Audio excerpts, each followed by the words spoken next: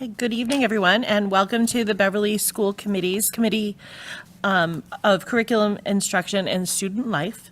Today is Wednesday, June 8th, 2022, and we are meeting in a hybrid model using a remote meeting application provided at no cost to our district with captioning, allowing for remote participation and for public access to the open portions of the meeting. We are also recording tonight and being broadcast and streamed by BevCam. So thank you, BevCam. On June 16th, 2021, the governor signed Chapter 20 of the Acts of 2021. Among other things, this bill allows public bodies to continue to hold meetings remotely. This specifically suspends the need for a quorum and the chair to be physically present and asks our body to use technical methods to allow safe public access. We would encourage viewers to utilize the BevCam streaming options this evening, if possible. As a note, BevCam has prior approval for remote participation, although a chair and a quorum will need to be physically present when this act expires. So tonight, joining us are members of the school committee and various members of the district administration leadership teams. We'll conduct a full roll call attendance in a moment for the record, since this meeting application sometimes does not display all participants. Please remember that any audio video you supply on this platform will become part of this meeting records. As such, please use your mute functionality to prevent background noises. I would now like to ask President Abel to conduct a roll call to ensure that you're able to both hear and see us this evening. Sure. Our members that are joining remotely this evening include Laurel Bolden. Here. Great. And Karen Goodnow-McGuire. Here. Okay. In person, we have Karen Robinson and Rachel Abel as members. We are also joined by a number of folks remotely. We have Barb Fecto, Christina Leal, and Nora Booth online. And in person, I see a whole host of people. Okay, we have Lisa Oliver, Aaron Brown, Julie Smith. Okay, oh my goodness, I can't even say. I'm wearing my trifocals. Gabrielle Montevecchi, Sutro Check, Bethany Splansky, Megan, Betty Taylor, Amy Blanchard. So Megan Hart, but I don't, okay. Did I get everyone? Okay. Dot Flaherty, yeah. There we go. Liz, I hope you have it all in order. I'm going back on mute. Okay, before we turn this over to Dr. Flaherty, I would like to ask Ms. Abel to lead us in the pledge. Okay, it would be my pleasure. I pledge allegiance to the flag of the United States of America and to the republic for which it stands, one nation, under God, indivisible, with liberty and justice for all.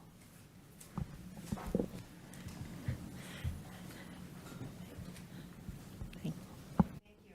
This evening, we have a lot to get through, so I'm going to quickly run through our agenda.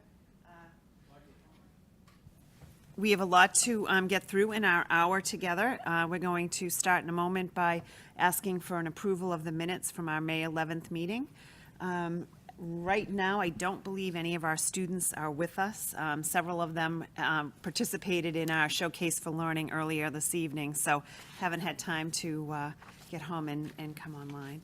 We have a one handbook change that will be proposed by Principal Taylor for the high school for next year.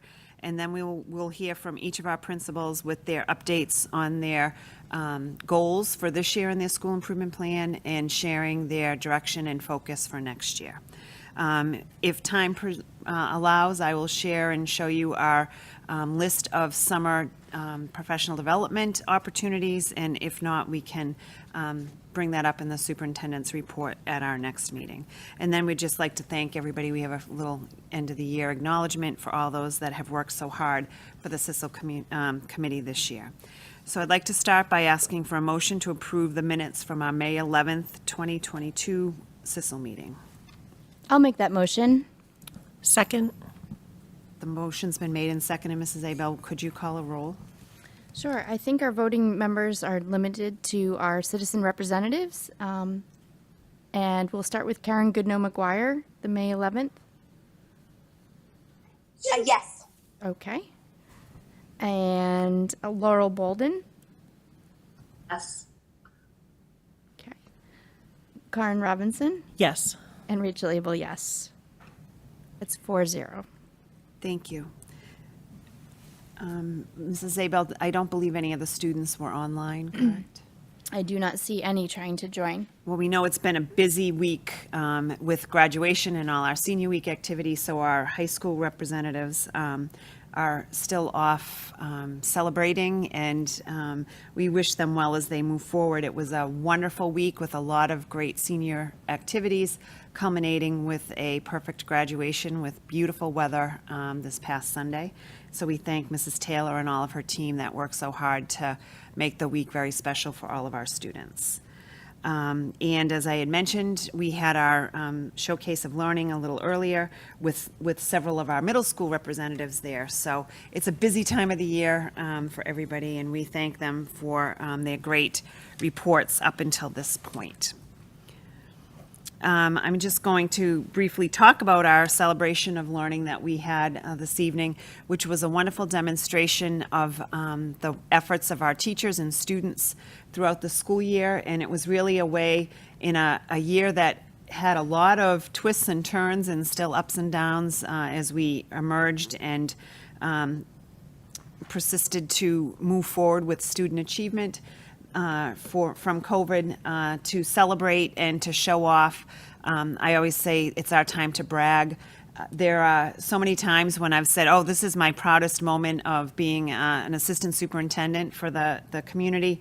But really, when you look at tonight, just what we saw with our student musicians, the work that was being done, you saw a lot of the tables that demonstrated work that our teachers put in, that you heard at our last meeting for the pilot of our new ELA program. You saw a lot of that demonstrated.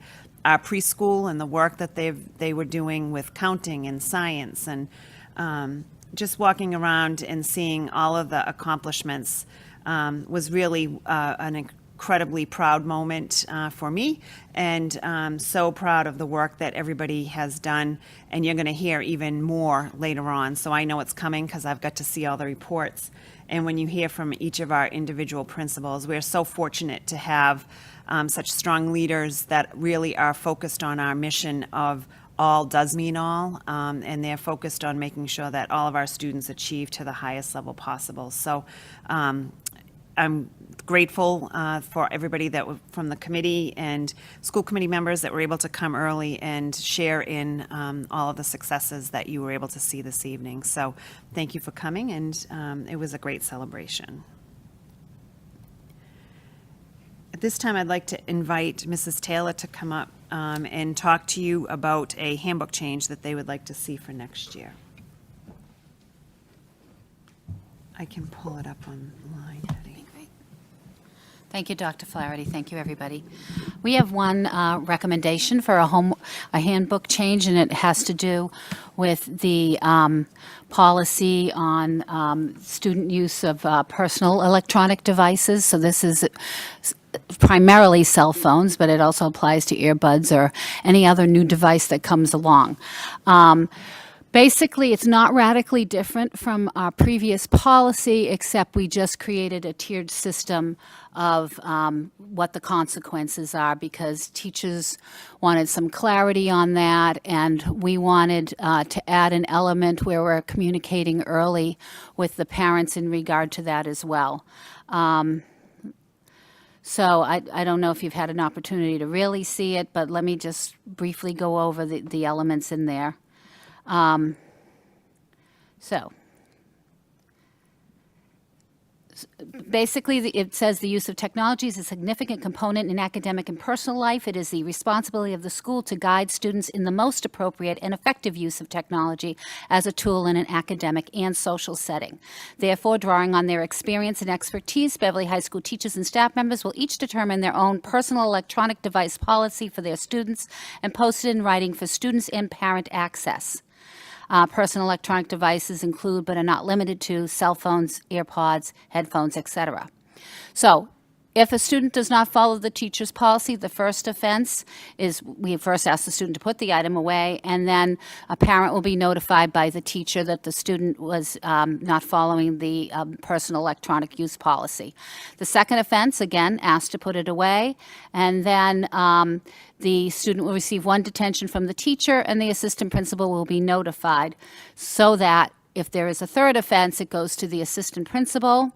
And as in our handbook now, the student will receive 2 detentions. Subsequent offenses may result in in-school detention, but it may be a confiscation of the electronic device during that period, and the device will always be returned by the end of the school day. Repeated violations would ask for a parent conference. The other sometimes piece of asking students to put their phones away is sometimes we have disrespect or insubordination. We treat those as a different offense. So we're really just looking at the teacher's rules about cell phone policy. Students are certainly welcome to use their phones or personal devices during lunchtime and even passing time. It's just the classroom instruction is what the teacher determines. So that's the basic policy that I'd like to be accepted into the handbook.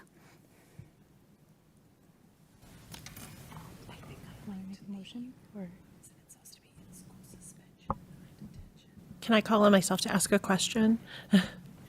So I'm just curious, so how is this different from the policy beforehand?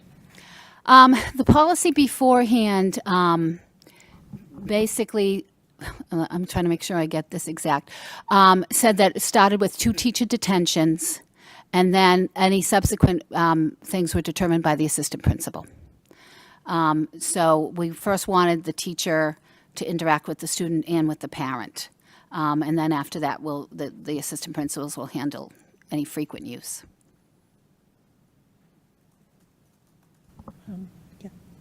I would make a motion to support the principal's recommendation as outlined in our packet and presented. I'll second that. The motion's been made and seconded. Mrs. Abel, can you call a roll, please? Sure. I'm just looking online real quickly. Do we have any questions from our citizen representatives? I don't see any hands up. Okay, I'll call the roll. Karen Goodnow-McGuire. Yes. Thank you. And Laurel Bolden, Yes. Karen Robinson, Yes. and Rachel Abel, yes. That's 4-0. Thank you very much. Thank you. And now we will start to hear from each of our principals for their school improvement plans, telling us their great accomplishments this year and the focused areas for next year. I would want to just review for you briefly what we have already spoken. You've seen this information before, but just so that we're all aware and you can see how nicely what we do at the district is overlaid by what happens at our individual schools. We're talking about our district goal areas around creating conditions that promote equity, rigorous and consistent curriculum, innovative practices, and operations and management practices. Those are the overarching areas, but the goal areas and the focus areas that we presented to you last month include fostering a positive school community, ensuring a whole child approach to success, focusing on advanced coursework for all students, climate action planning, and our hiring and retention practices. You've seen this before, but it really is a nice visual that shows how the district goals and the district improvement plan helps to focus what the school improvement plans should be, and then from the school improvement plan, the teachers use those goals in their individual educator plans. And I'd like to start our presentation by inviting Mrs. Megan Hart, the principal of Ayers School, to come up and give her update.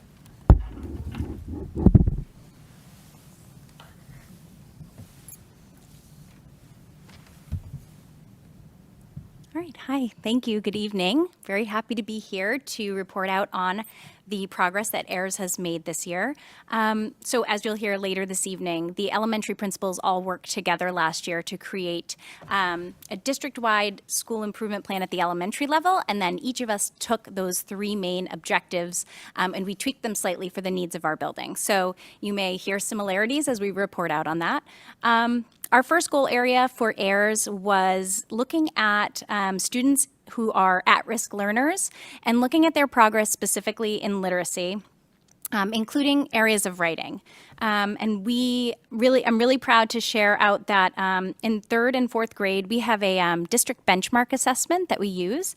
And on that district benchmark assessment at the beginning of the year, 63% of our at-risk learners scored in the not meeting area and only 4% scored in the meeting area. In our most recent data, we had the same subgroup of students 0 in the not meeting category, and 25% had moved into the meeting category. And again, this is a small subgroup within that third grade group. And we had similar results at fourth grade, starting out with 72% in that subgroup scoring in the not meeting or partially meeting category.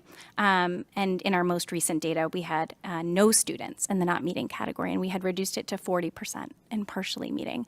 So we were really working to close that achievement gap and build in supports for students. And we had a lot of similar results in the K through 2 area. I'm not going to go through all the numbers, but we had an increase in K1 and 2 from the overall composite scores of students last year to this year. And I think I'm going to speak in a minute when I get to our summary of accomplishments about why I think that is, but we've done a lot of professional development at the building-based level about that. Our second goal was about students demonstrating an increased level of performance in math overall, both at our district measures and also on our MCAS results.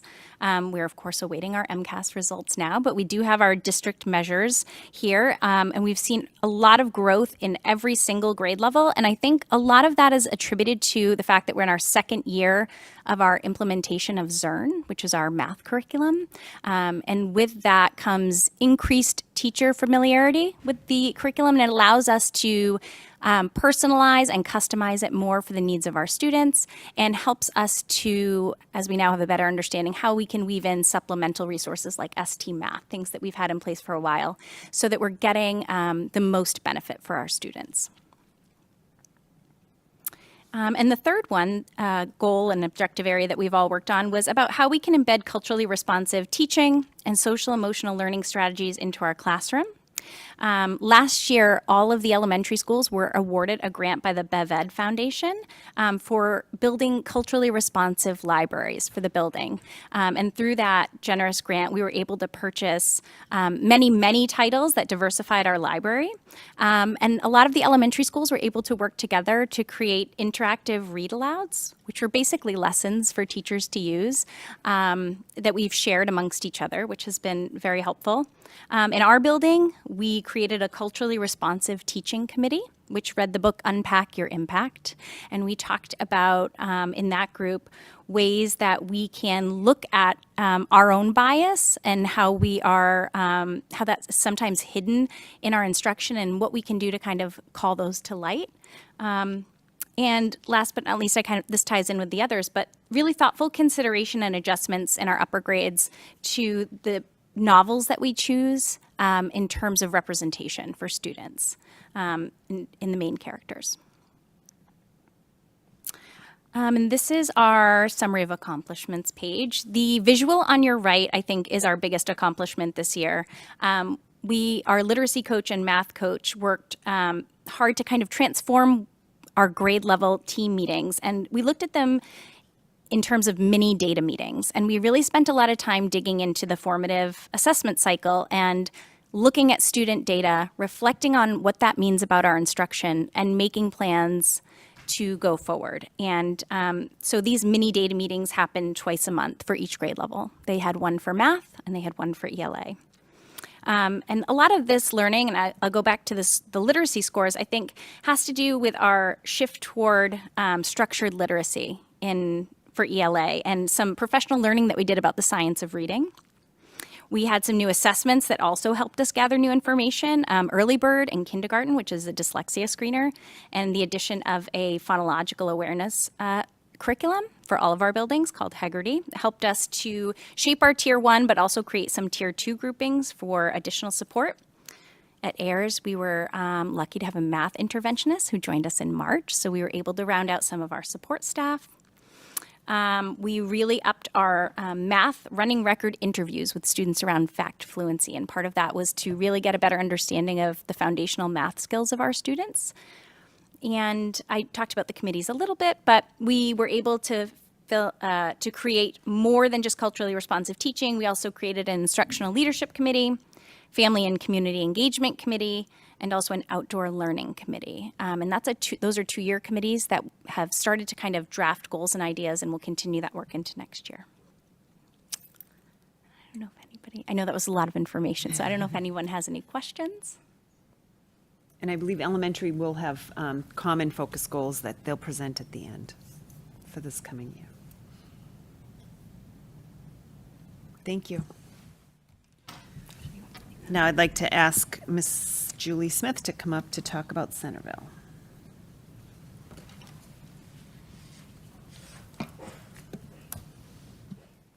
Good evening, everyone here and at home. I'm Julie Smith, the principal at the Centerville School, and the first challenge is trying to encapsulate this year onto 2 slides. So I'm going to do my best for you.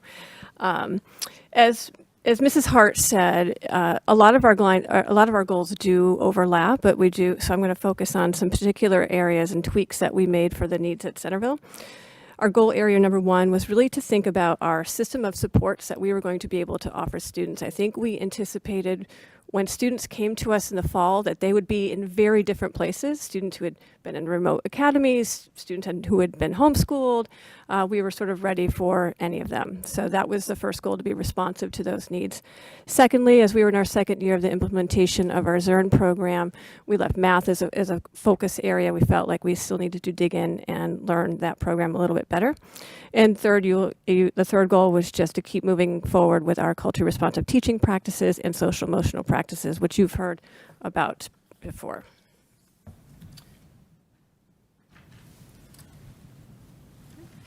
Summary of accomplishments. So summary is the key word here. I don't think that we could do justice to all that our staff has done to make this a really successful year for us. So I'll give it my best shot. So in goal area 1, I think the success for us was really maximizing our school schedule and our data. You've heard about our strong data cycles year after year. And so those are well-oiled machines for us. And what I want to say, if there was a minute in the day of our schedule, we were using it. So we were getting students started in reading interventions before our doors opened. So before school, during school, after school enrichment opportunities, just to get kids sort of back in school mode again.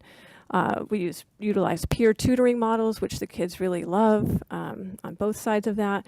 We were able to offer art and STEAM and fitness clubs for kids just to really increase the well-being and having them enjoying being at school and giving them some different enrichment opportunities. In goal area 2, we felt much more comfortable in teaching our ZERN program, so we saw really strong growth and steady improvement for our students across the board, those who were sort of newly back in school as well as the kids who have been with us. We used our grade level meetings as PD opportunities to unpack the modules, again, increasing our interventions for students, consistent homework expectations. I think homework may seem kind of not a big thing, but I think during the pandemic, we really reflected on the fact that people have to do work at home. And that was a real struggle that we noticed during the pandemic. And so we went back to something that seemed traditional in a way, but we really felt as a school that kids needed to learn how to build that responsibility muscle to be productive at home. And we chose the area of math to be consistent. Increased math discourse practices were something that we worked on all year. We started in math and it blew out to other areas. And again, you've heard a lot about ST Math. The third goal, just increase inclusion of culturally diverse curriculum materials and projects. Like we've heard, and you will hear more, updated classroom libraries, supplemental text editions, school district-wide read-alouds and just the continued faculty conversations about issues of social justice. It feels really good to be in Beverly right now having these conversations, and I really applaud the teachers who are on this journey and doing some work to think differently about things that they've taught in the past and teaching them differently. And I think as I'd close, I would just like to thank the school committee for the support that we've got. This has been a difficult path for us, but we've always felt the support from the top down, and so I thank you for that. Any questions from Ms. Smith? Thank you. Thank you very Thank much. And now I'd like to ask Amy Blanchard to come up to talk about North Beverly. No, I'm sorry, Cove is next.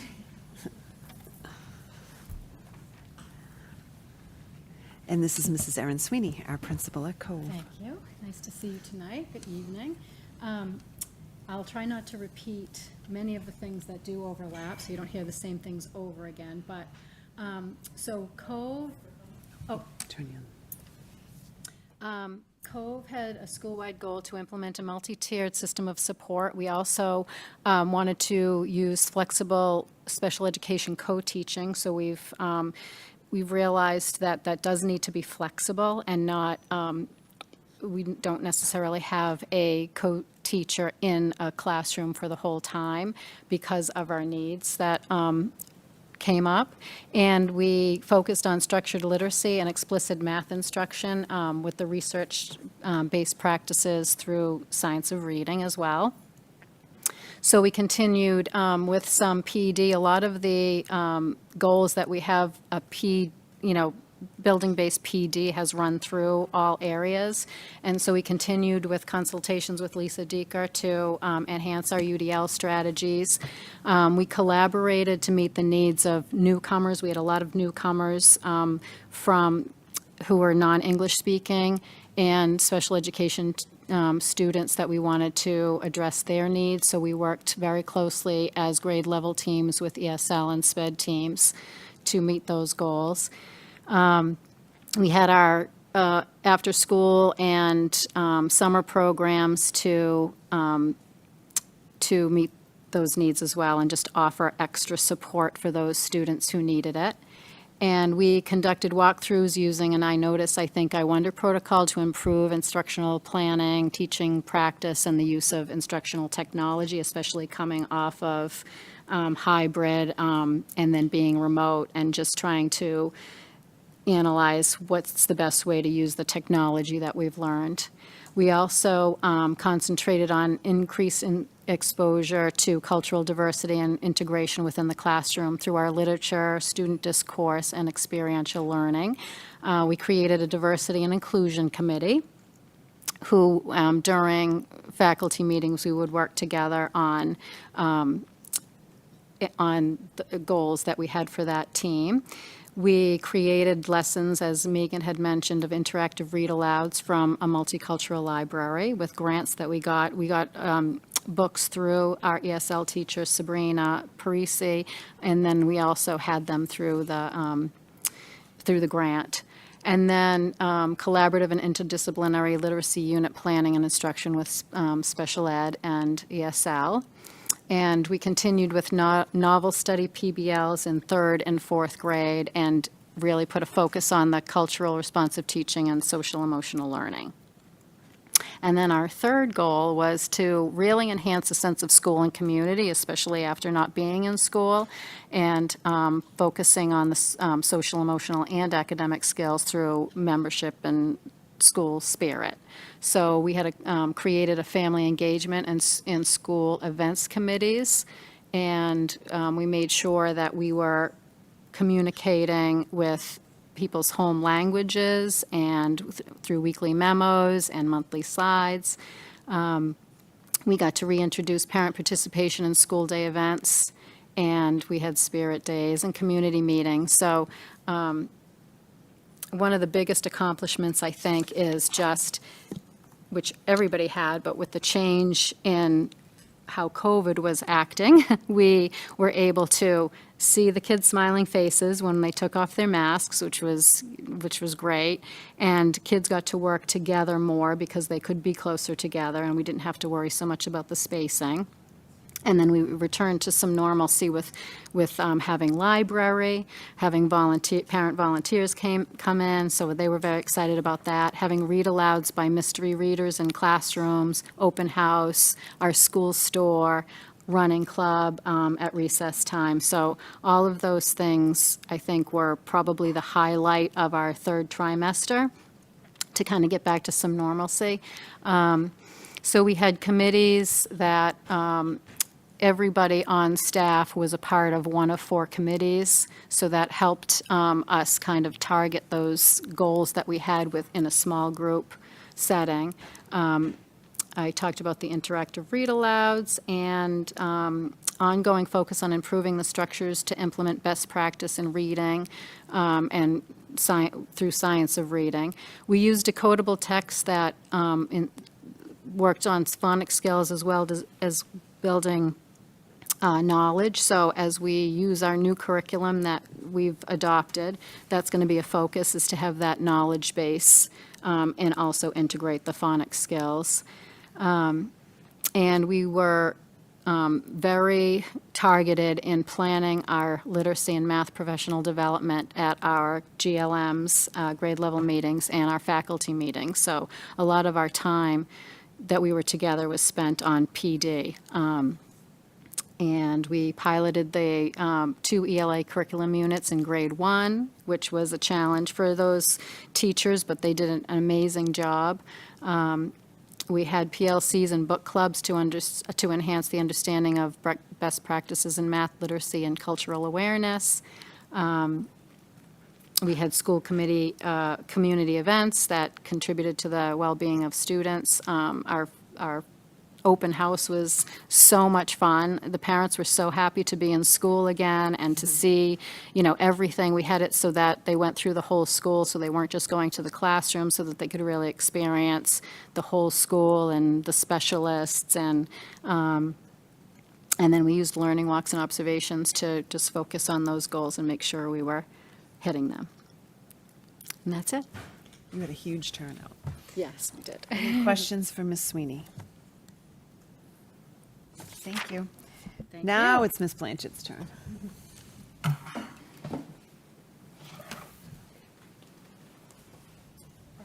was ahead of myself. Hello, thank you for having me tonight. So I will share with you our goals at North Beverly. The first area that we looked at was an improvement in literacy with a focus on our subpopulation. And I'm just going to share a little data with you. As a school, 80% of our students have met their fluency benchmark. And as you can see on the right-hand side, it breaks down the data for you a little bit more closely. Grade 1 would be an area I'd like to highlight. We've made a 10% increase in that group. And I attribute that to the addition of the phonemic awareness program we've began using, the explicit instruction, and practice opportunities with the focus on the science of reading. I think that's key to our growth there. I would like to say, talking about our subpopulations, in 3rd grade, our ELA beginning of the year benchmark, we had 50% of our students not meeting. And at the end of the year, all of our students were meeting benchmark. So that was pretty amazing. In regards to math, which was our second area, this was for all students to make improvement. You can see our data has increased over the last 3 years. So that's a wonderful thing, considering the pandemic has changed so much for us. And I attribute this success to the performance can be attributed to the consistent implementation of explicit instruction, the use of our data to inform decisions, and the consistent use of ST Math as a rigorous tool to reinforce our conceptual understanding. Our third area was how we would embed culturally responsive teaching and social emotional learning strategies into our classrooms. And as a school, we've embraced our responsive classroom, steps to success, and second steps curriculum to provide our students with the social skills they need to navigate school. We shared a consistent belief among all of our staff that all of our children can and will be successful. As a staff, we examined our literature with a critical lens to identify curricular bias. And we created a culturally responsive library, which included interactive read-aloud lessons to validate students' cultural identity and to ensure that they are reflected in the instructional materials we are using. Now we're on to the accomplishments, which I am most excited about. As a brand new principal, I have welcomed in 7 new teachers, a brand new AIM program, a brand new OT, a brand new reading coach, a brand new special ed teacher, a new EL teacher, a new school psychologist, a new BCBA, and a completely brand new PTO. And together we made huge strides to gel into the amazing North Beverly family that we currently are. In collaboration with Dr. Morgan and Erin Brown, we created an Inclusion and Diversity Committee. We engaged in school-wide teacher walkthroughs as a means to build the capacity of our staff. My math coach piloted building fact fluency program in all of my grade 1 classrooms. That will continue into the other grades next year. We provided accelerated learning opportunities for students both after school and last summer, and then that will continue on this summer as well. I collaborated with my PTO to create new invigorated events. We had a staff first mum ball game, a winter wonderland, a glow-in-the-dark dance-a-thon, and a spring carnival. In regards to community outreach, we had a cereal box challenge, prepared lunch for Ella Square, fundraise for ALS, a student from Haiti, and most recently, my 4th grade had raised over $3,000 for those in the Ukraine. In addition, my 4th grade students also created their own Project Climate Action Committee in hopes to make impactful change in our world. And last but not least, we embraced our spirit days, dressed like a rock star, favorite book character day, and school building transformations. And this really was to enhance the sense of belonging and enrich our school's culture. And you can see on the right there, that was a picture of our first day PD at school as we springboarded into accelerating our learning. And we had Mario Kart racing going on. So, thank you. We welcome and congratulate you. This is Amy's first presentation of her school improvement plan, and you can see that with both their data and their accomplishments, North Beverly has been very busy this year, so great job. Thank you. And now I'd like to invite Gabrielle Montevecchi, the principal at Hannah School, to come up. And Mrs. Montevecchi will be presenting her school as well as the common goals for all the elementary schools for this coming year. All right, good evening, everybody. I want to first of all say that I'm the one who gets to share the good news, but in this most unusual and challenging year, I have to shout out the amazing accomplishments of the skillful teaching at the Hannah Elementary School, and above all, the incredible heart that brought us all closer together through this year. And we thank the leadership team and all of our school committee members who worked hard to make sure that we all had what we needed at all of our schools. So thank you very much. Highlighting our 3 goals for the year, our teams worked on, as Erin Sweeting and her school talked about too, implementing and enhancing a multi-tiered system of support and flexible special education co-teaching in order to provide variety of intensified instructional supports to meet the needs of all of our learners. We had a special focus on writing this year. We spent a lot of time in grade level teams looking at student writing samples. This was facilitated by our instructional coach. It's a practice that we had been very deeply involved in several years ago and brought it back to really look at student work more deeply through protocols. Specialist teachers worked collaboratively with grade level teams in order to support writing instruction across all of their specialist areas. So they were journaling in the STEAM room. They're reflecting on their activities in gym and in art and in the music room. And that really enhanced written expression in all of the classes and then extended their learning in the classroom as well. They continued to reflect on their experiences and express themselves and their interests, favorite activities. And it was wonderful to have the specialists collaborating directly with the classroom teachers. Identification of students for the fall, winter, and spring Schooners Scholar programs based on the benchmark data. And I will share with you later on how many students attended that programming. Our next goal was that teachers will utilize math assessments, both the formative and summative, to drive their math instruction and support students in need of more intensified supports. We're very pleased to hire a Title I math teacher, Kenzie Radigan, who was hired in November. She's been wearing many hats, analyzing data, doing some coaching cycles, and also providing direct instruction to students.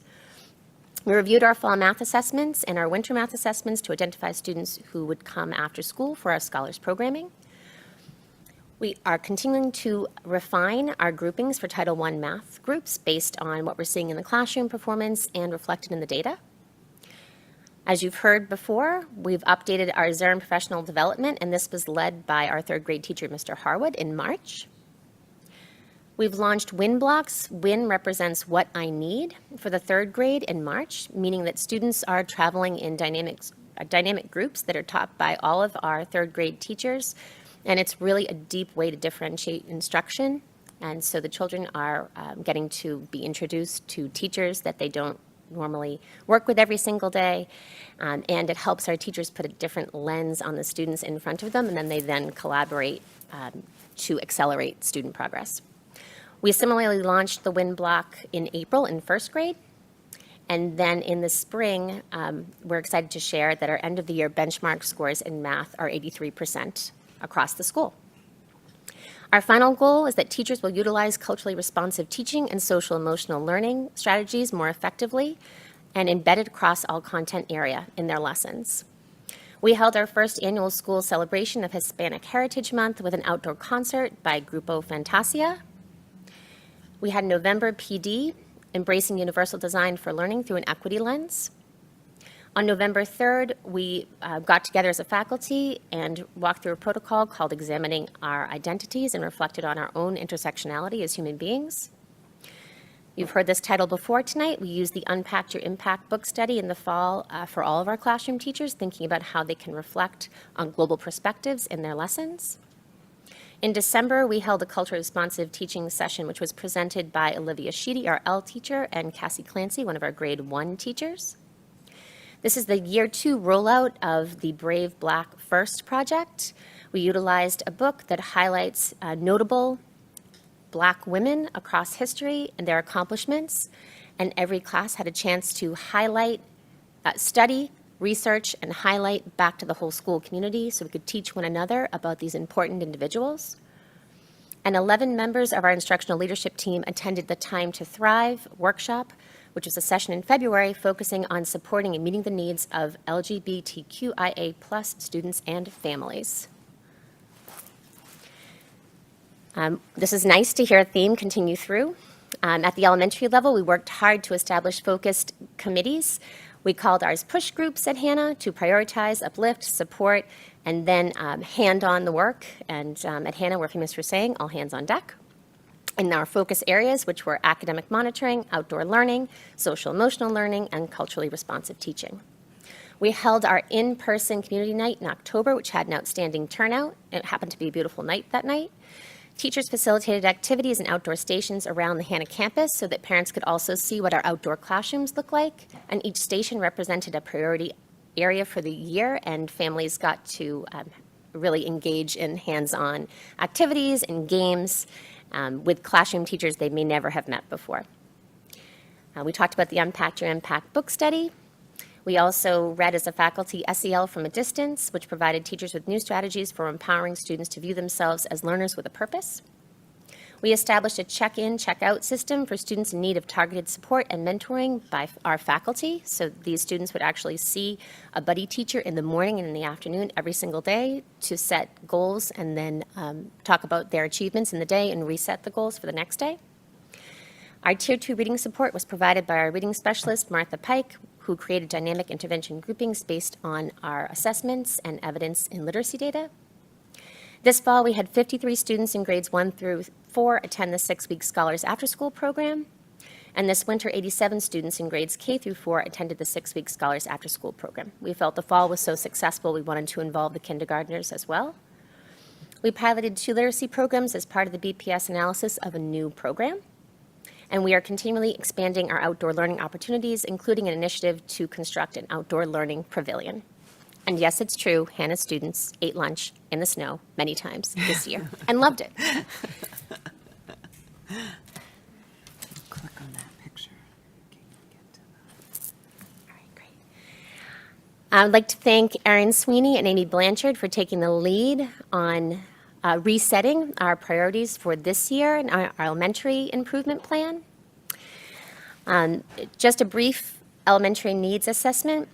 In the 2021-22 school year, there were many new challenges. As a district, we recognize that the effects of the global pandemic have brought about the light in us all to meet the needs of students in very unique ways. As a leadership team, we recognize the following areas of need as a result of the constantly evolving demands. Our educators and students have endured challenges that highlight the need for more intentional and targeted social emotional education. The school faculty will put together a more strategic and concentrated effort to reduce chronic absenteeism and increase student and family engagement in our school community.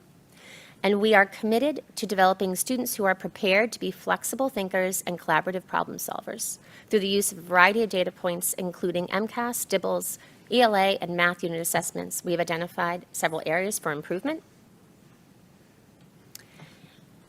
And I'm going to scroll right down to those goals. At the school level, in the 2022-2023 school year, all students will see themselves represented in the ELA curriculum and supplemental interactive read-alouds. You're all aware that we've adopted the new Wit and Wisdom program, which we're very excited to be rolling out this fall. Under the district heading of rigorous and consistent curriculum, at the school level, at the elementary, all students will demonstrate growth in the area of math on state assessments as measured by the targets set by DESE. And finally, under the district heading of innovative practices, at the elementary level, in the 2022-23 school year, educators will embed culturally responsive teaching and social-emotional learning strategies into every classroom to prepare all students to be competent, independent learners. Our goals are highlighted below. I will not read through each of the benchmarks. We'll continue to implement a multi-tiered system of support, flexible special education, and co-teaching strategies. Our next goal is that teachers will utilize math assessments, the formative and summative, to create those intensified supports. And we spoke earlier about what those supports can look like in each building.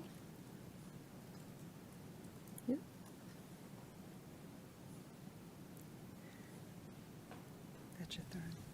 And then our final goal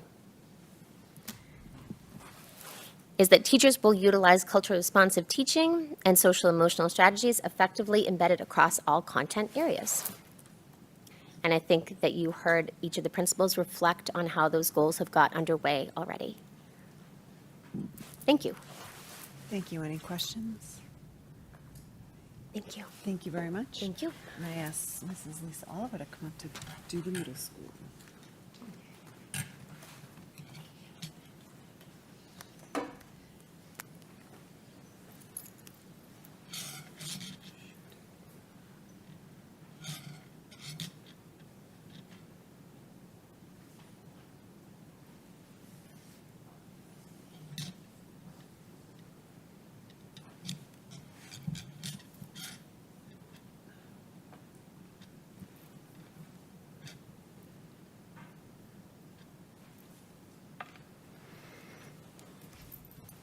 Okay. Good evening. Thank you for having me. Hard to follow our fabulous elementary principals, I have to say. Okay, so moving on to Beverly Middle School. This year, our first goal was that our leadership team would begin to, or continue to reflect, research, promote, and implement equitable practices. Our focus was to really build a sustainable culture of respect that celebrates our diverse community. Some of the action items that we have in place, we have support by our peer leaders that recognize our student voice, along with our equity club. We had administrative book clubs, much like the elementary did with their faculty. We have reviewed and incorporated more culturally relevant and diverse novels, particularly in 7th and 8th grade ELA, and we've been continuing with our UDL practices to ensure that we're meeting the needs of all students. This year, another focus for us was to combat chronic absenteeism. We added an additional full-time outreach counselor, which has been an amazing addition to our community. She meets weekly with our SACs, our adjustment counselors, our assistant principals, and parents, and they review data on a weekly basis. They are reaching out to parents more than ever for students that need that extra support, and they are also making home visits for families that are not responding to our outreach. In addition to that, another goal that we had this year was to increase our students in the aggregate for our internal Linkit math benchmarks. Math is a focus for BMS. It has been this past year and will continue to be in the upcoming year. We did implement a new mathematics program this year. It's called Reveal Math, and that's in grades 6 through 8. And Zern is in grade 5, which follows up with the elementary curriculum. This year, we were able to have a coach and an interventionist, which also assisted with our data-driven instruction. And particularly with our coach, we were able to do a lot of co-teaching in math 5 through 8. Another focus for BMS this past year was to continue with the work with project-based learning. And I'm proud to say that in all content areas 5 through 8, students have participated in at least 2 project-based learning curriculum units. You probably, if you were here tonight, you saw some of them out in our cafeteria. PBL is embraced by all of our teachers here at the middle school, and they continue to take ongoing professional development with Judy Miller, who I always like to give a lot of credit to. I think she's made an enormous impact in our district around both PBL and UDL. And another form of project-based learning is our grade 8 action civics projects as well. Okay. Summary of accomplishments. So here, one thing that I'm really proud about this year is working with our staff to create a new schedule for BMS. I believe that it's a dynamic one that allows for exploration for students. There's longer blocks of learning. In the upcoming schedule, we'll have morning meetings and advisory, and that will be 5 through 8. And that's going to allow us to build more SEL work into the building. And building upon that advisory schedule, we have teachers that are presently and will in our new schedule running our lunches for us, and that gives them the opportunity to continue to build relationships with students. It also helps with behaviors in the cafeteria. In addition to that, in our schedule, we have teaming content times upcoming available for all of our teachers, again, grades 5 through 8. They'll have the availability for built-in collaboration 5 through 8. We, at the beginning of the year, had partnered with Katie Greer for some digital citizenship and social media awareness. I think that's really important, especially at the middle school, that we have that education, not just for students, but for teachers and families as well. We've been working closely this year with Dr. Morgan, who has helped us with restorative circles and having difficult conversations with students around equity and racism. We brought back Mantra Mondays, which is a SEL lessons that faculty have put together. It's consistent, again, through 5 through 8. We have the continuation of our REACH program, which is addressing Tier 2 students that may be struggling in the classroom. The focus is around relationships and engagement, particularly collaborative problem solving and homeschool partnership. We've brought in outside agencies such as the NAN Project to talk to students about suicide prevention. We have proactive clubs for at-risk students through our guidance counselor in our REACH program. Our counselors have been meeting with students that are at risk, and they're getting pizza. They're just finding ways to have them stay after school and build those relationships with students. We initiated a No Place for Hate campaign. And again, across the grade level, students created kindness and inclusivity assemblies, trying to promote student voice and awareness of what students are looking for at BMS. I'm happy to say we reinstated in-person National Junior Honor Society, sports, additional clubs. We have a new chapter of Best Buddies this year, which is a nice addition to the middle school. We have continued partnerships with local colleges for hiring and recruitment. As a faculty and administration, we were focused on student engagement this year. Again, especially at the middle school, it's really important to have students enjoy being in school. So we set that off with the Teach Like a Pirate book study. Faculty themselves led a book club on collaborative problem solving. It really demonstrates their desire to meet the needs of students. We piloted the house system in grade 6, and we brought back the student versus faculty basketball game, which went viral and was on Channel 5 News, so I had to put that in there. That was a lot of fun. I also want to give credit, it's not on the slide here, but our music department is really amazing. If you were able to see the concert that they had last night, they were outstanding. They've won awards this year, and they played tonight at our Celebration of Learning. Going forward, we are looking to continue to work on community. We feel that it's really important, obviously, that we build family connections that cultivate belonging for both students and families. We want to promote equitable practices. It's really important, again, especially at the middle school, to elevate student voices. They have a lot of opinions, and they would like to share that with us, and we want to hear what their thoughts are and what their feelings are for what would make BMS the best middle school for them. In the 2022-23 school year, we also want to continue to focus on absenteeism. So we will continue with our efforts that we began this year. In addition to that, another goal for the upcoming year is to again focus on math. It's been an area that has been a need for a number of years.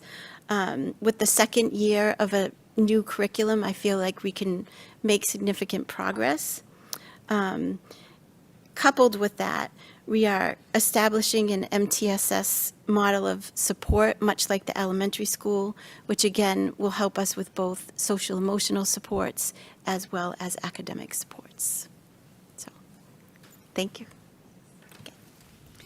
I'm going to just pause here for a question. We're running up, we have one more principal to hear from, and I don't want her to be rushed into 4 minutes, so I didn't know if you want to run over or if we could have her present under the superintendent's report during the school committee meeting.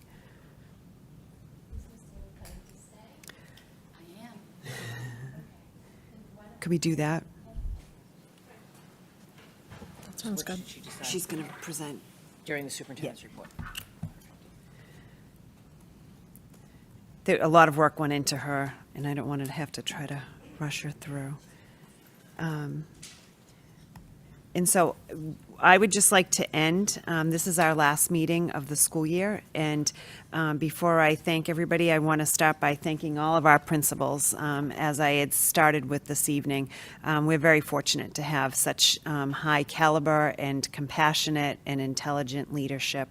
And you can see what they've been able to accomplish this year in the midst of a lot of challenges. The last 2 years, we've been blessed to have them as leading all of our students and faculty, and we're very grateful for everything they do each and every day for our students. So first, thank you, principals.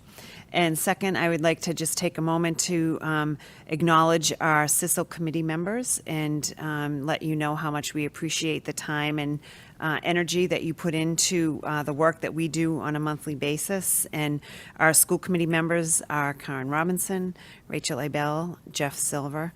Our student representatives from the high school were Connor Hathaway and Mia Kisparowicz. At the middle school, we've all seen Charmaine. She's given us great reports, and she played this evening in the band as well. Charmaine Yuswan Lele, Oliver Wagner, and Kamora Page. And our parent representatives, Karen Goodnow-McGuire, Lorigan Sudak, and Laurel Bolden. We'll be sending a nice letter seeing that our student reps and community members are virtual and not with us this evening, and we'll be sending along a little treat for Dairy Queen for the kids and Atomic Cafe for our community members. So thank you all for a long year of very hard work. And can I just add, just as Chair of CISL, I just wanted to say that how nice it was to see all the hard work of our Beverly schools and the Showcase of Learning tonight, and then to hear about all your goals and your tremendous accomplishments here at CISL. So it's really just a testament to all of you, especially in a year that presented a whole host of challenges, to say the least, to hear all the teachers and all the students speak with such enthusiasm and such positivity. So I just want to say congratulations, and I hope you have a wonderful and restful summer. So thank you. So now we need a motion to adjourn the CISL meeting. Sure, I'll make a motion to adjourn the CISL meeting. I will second that. Okay. It's not debatable, so I'll do a roll call. And Karen Goodnow-McGuire? She may have just dropped off. Laurel Bolden? Yes. Karen Robinson? Yes. And Rachel Abel, yes. 4-0, 7:30 p.m. Happy summer, everybody. We'll see you in September.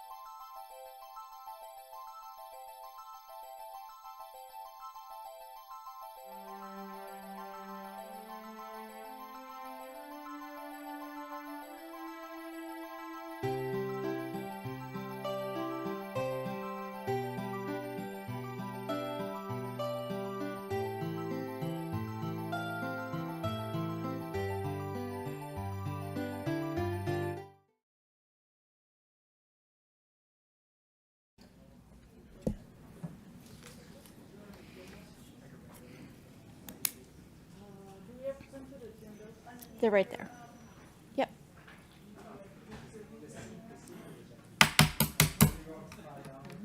There we go.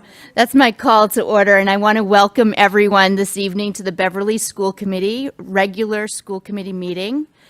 Today is Wednesday, June 8th. We are using a hybrid meeting platform this evening. A number of us, thank you, are here in person, but we also have members joining us remotely. We're using a platform that's at no cost to our district, and it allows us to have captioning on our screen while we investigate other ways to also provide captioning.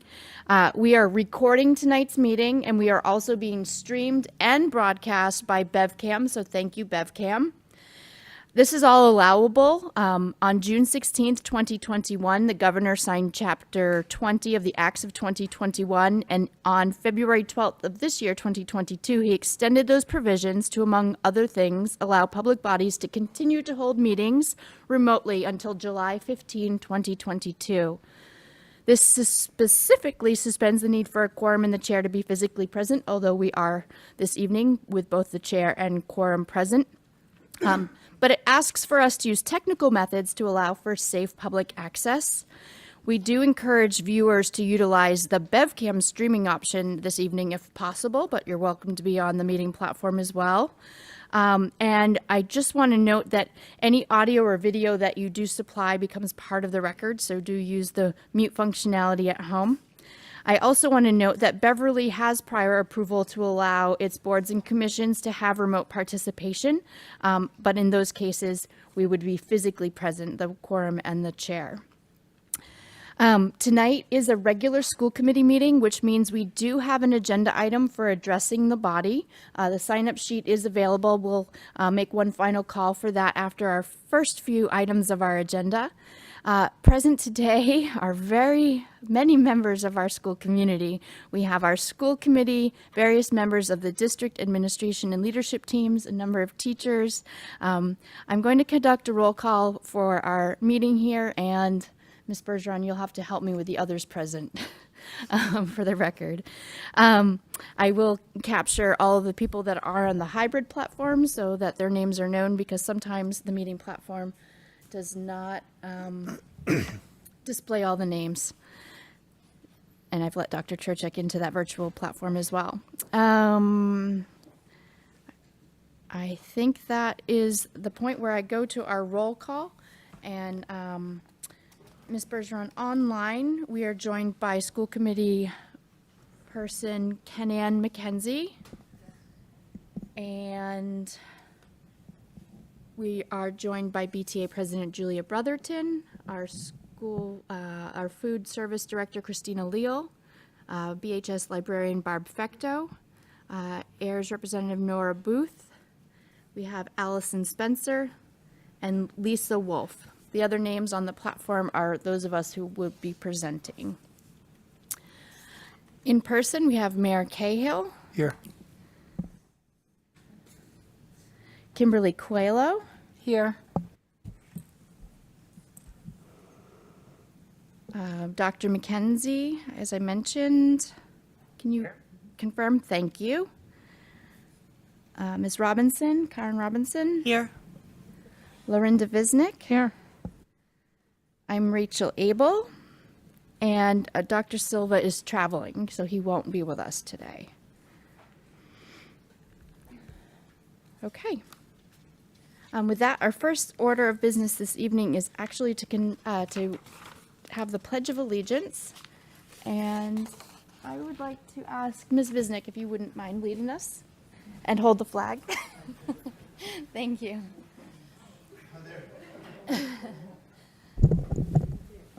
Pledge allegiance to the flag of the United States of America and to the republic for which it stands, one nation, under God, indivisible, with liberty and justice for all. Okay, and this is one of our favorite regular school committee meetings because we are joined by the very generous Beverly Ed Foundation, and I would like to call them to the podium if you don't mind, and very excited to hear what kind of grants you have for us.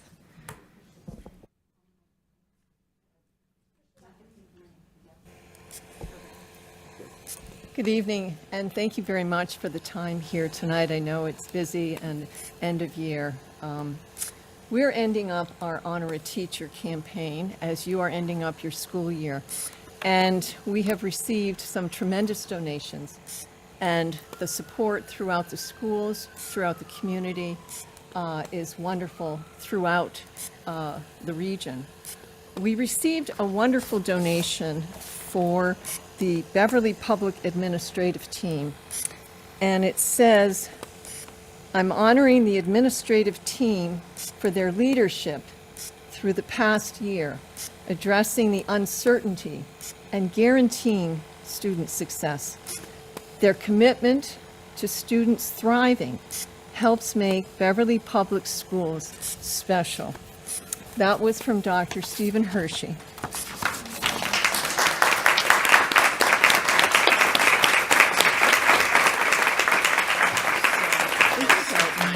He's awesome. That's so wonderful. Thank you so much. Thank you. Before we get started with handing out the grants, I would like to pay honor to our amazing volunteers. And I would like them to stand, please, because you're all going to be up here anyways. But I'd like to introduce Sarah Ayala from AIRS, Natalie Pomershen from Cove, Tara Fitzpatrick from North Beverly, Liz Chiampa is a Beverly citywide rep. Where's Ann Gavin? Over there. Thank you. She's got the camera. We have Catherine Barrett as well, the clerk of our corporation. And Liesel from Hannah as well. We're missing a couple, and that's Andy Cooper, our treasurer. And I wanted to also give a shout out to 3 of our board members that really didn't get a lot of say, but they are our 3 student reps. And these young men were very busy. 2 of them have graduated and are going to college, and that is Chase O'Brien, Catherine's son, Cooper Gavin, Ann's son, and Ian Visnick, luckily, is returning to be a student rep for us this coming year. So just wanted to say thank you to that. And I'm going to introduce our president, Doug Walker. Good evening. I'm Doug Walker. I'm really happy to be here. This is our 25th year of helping to support Beverly Public Schools. It is our great pleasure to be here and to see everyone's smiling faces. It's been so crazy the last couple of years. It's been so much fun working with the board, and it has been great to see the graduates at graduation night. I personally had the opportunity to give out 2 scholarship awards, and it's always a blast to see all of the kids sitting there in the theater. It's just wonderful. While I did not attend the graduation on Sunday, I could hear the cheers. And I smiled every time I heard one of those cheers, and they were often. I just knew that every time the groups were cheering that we were sending another great quality student out into the world. While the Beverly Education Foundation works to support the schools, it is all of you, teachers, parents, school committee, and everyone else that helps support us in our attempt to reach our goals to help the schools. Hands down, the 3 most enjoyable board meetings that I attend each year are the 3 when we discuss the parent-teacher grants, the Honor a Teacher, and our discussion of the senior scholars. It's just really fun, and it's a really lively night, and it's always fun to see what everybody's proposing, and it's just really wonderful. It just makes me proud to be associated with Beverly Education, with Beverly, and with the Beverly Public Schools. All right, to start out the night, I'd like to start by presenting the first parent-teacher grant. This is a 1-to-1 grant which is so important, I think, and we really, really like giving this grant out. It's support of the schools to reduce the digital divide. It's so important to increase the equity among all of the students and to help provide computers and computer technology that is so important in the world today. This first grant, I'd like to call Stephen Palomo up.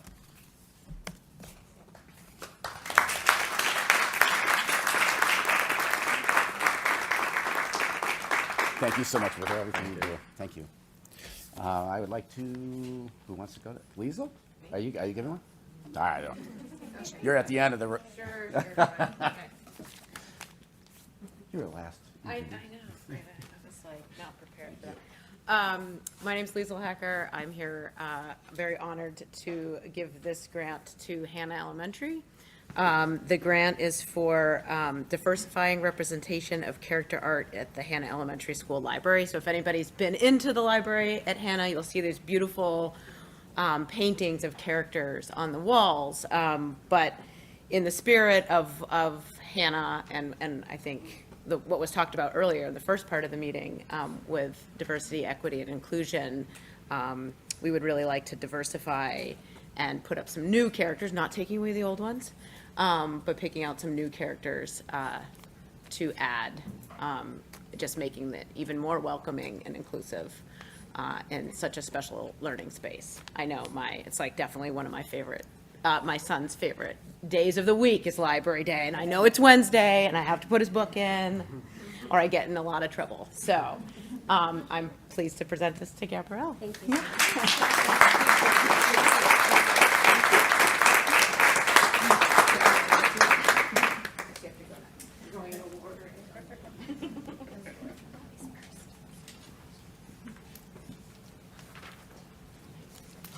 Hi, I'm Sarah Aiello. I'm the representative for AIRS, and my recipient is joining us virtually, Nora Booth.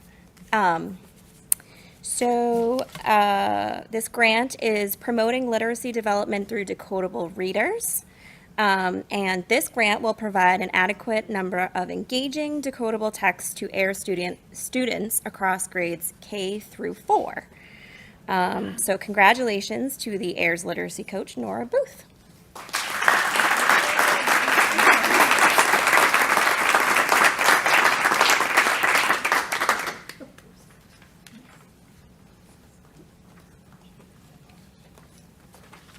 She's just typed, "Thank you, everyone." Hello, I'm Natalie Pommersheim. I am the Cove School representative, and tonight I have 4 exciting grants to present to you. So the first one up is Yoda's Pet Project. It's based on animal-assisted pet therapy, which has been shown to be successful in increasing self-esteem, socialization, and problem-solving skills, especially for children with emotional or behavioral disorders. The overall goal of Yoda's Cove Pet Project is to engage students in a school community project and work together demonstrating responsibility, self-control, and confidence to care for their school pet. This grant covers the cost for various pet supplies and books for the students to read to their 2 guinea pigs. So I'm very excited to share this grant with Amy King.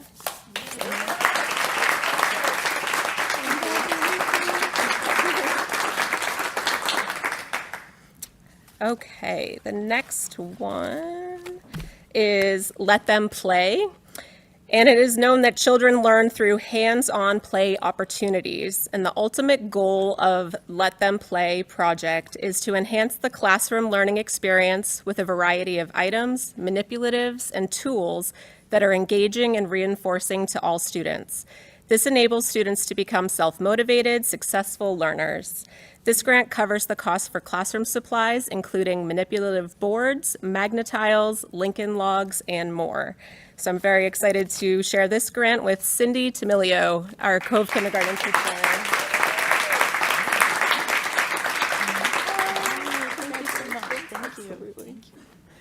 All right. Our next one is a Breakout EDU program. And Breakout EDU is an immersive learning games platform. And with Breakout EDU kits, teachers are able to turn their classrooms into an academically focused escape room and facilitate games where players use teamwork, critical thinking to solve a series of challenging puzzles in order to open a locked box.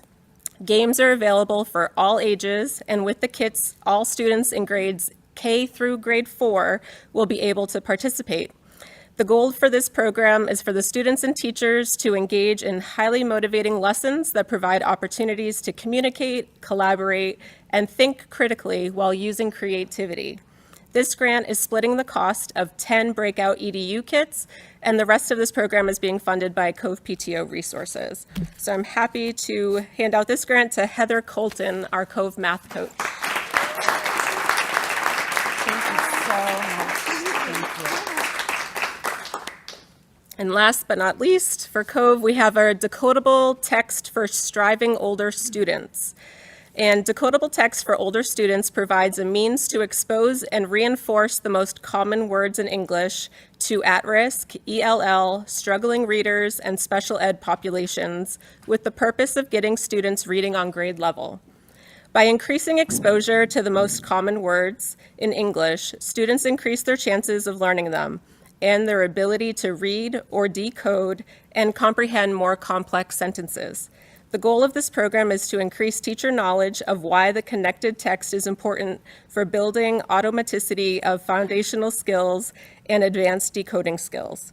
This grant covers the cost of specialty books and resources to use for the decodable text program. And I'd like to bring up Heidi Moran, our Cove literacy coach.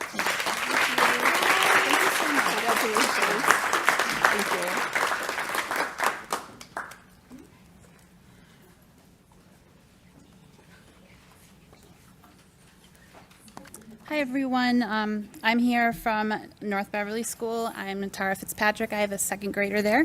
I'm here to present a grant to North Beverly School. This grant supports the funding of a collection of books curated to support the social emotional health strand of the health curriculum framework on such topics as coping, resilience, and relationship building. This curriculum is about to be updated by DESE, and it's all the more important for our students as we emerge from a pandemic.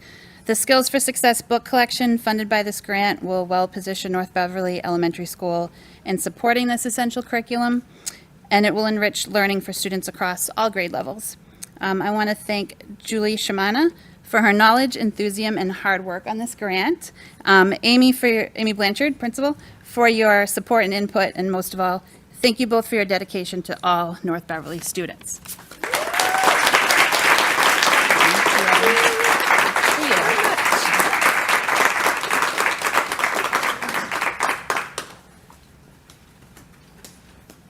Good evening. I'm Liz Champa. Welcome. It's great to see everyone. It's great to be in person.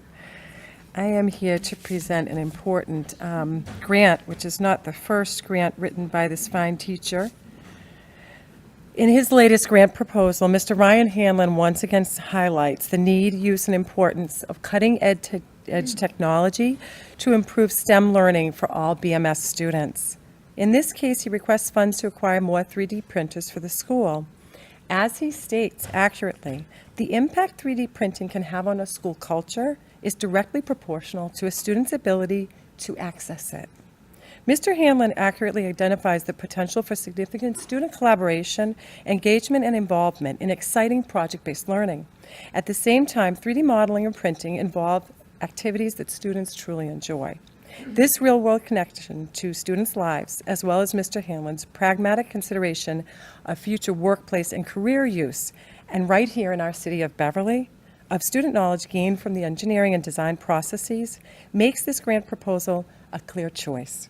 As a board member of the Beverly Education Foundation, it's my distinct pleasure to present the award of $920 to fully fund Ryan Hanlon's excellent grant proposal. Congratulations.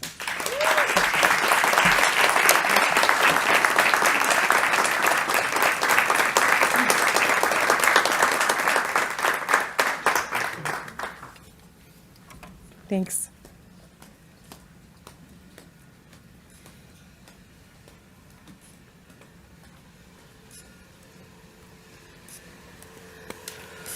It's my pleasure to speak about the Hooray for Health district-wide grant. We had funded this grant previously at Hannah for a couple of years, and it's an amazing whole mind, whole body, curriculum-based nutritional health program.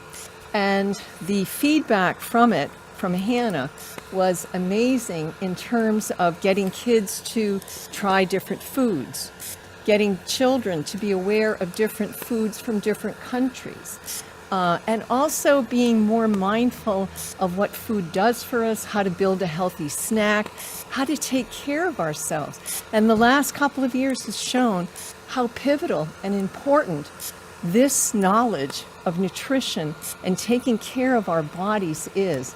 And so Abigail Sykes is not here this evening, but Christina Leal is, I believe. Okay, she's, all right, good. Well, I just want to say that Abigail could not be here because she's at a dress rehearsal. I don't know if you guys know this, but she's a concert violinist and has a concert on Saturday, so she had to be there. But this is for pre-K and grades 2 to 4 throughout all elementary schools. So congratulations, and I think this is going to be a tremendous district-wide grant. Thank you.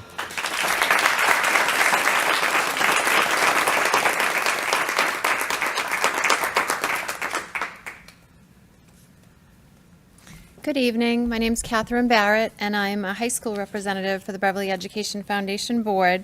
It's one of my favorite nights of the year, presenting grant awards, and I just want to congratulate all the faculty and staff who applied for grants and took the time and the effort. It's already busy being a teacher and or a para or in the education system, so just taking that extra time, I'm so happy to recognize people. I'm presenting 2 awards to the high school. The first award is presented to BHS librarian Barb Fecto and health and wellness teacher Nick Parayanos. I hope I'm pronouncing his name correctly. Barb's probably cringing on the TV there. Perianos, there you go. The BevEd Foundation Grant Award for this partnership between the library and the wellness departments is for an exercise psychophysiology program, which will enhance physical, social, and cognitive wellness.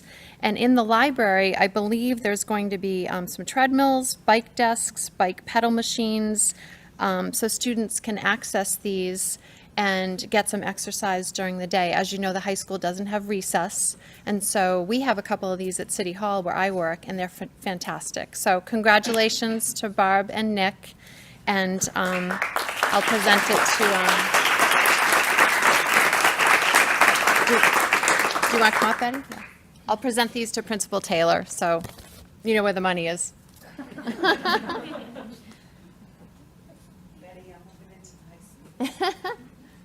Congratulations. Thank you. Thanks. And the second grant award is one that we've presented in the past that I think is a really important grant award for a program. This goes to Susan Richardson, Elizabeth Lincoln, and Jessica Bushy.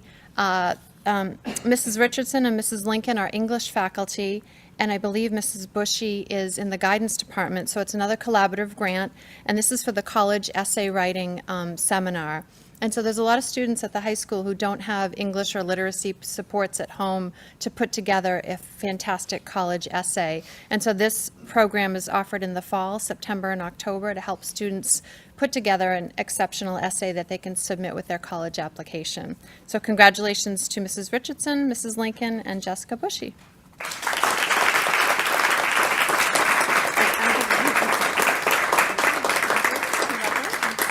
Thank you very much. I think I'm the last award. Correct? Yes. So thank you.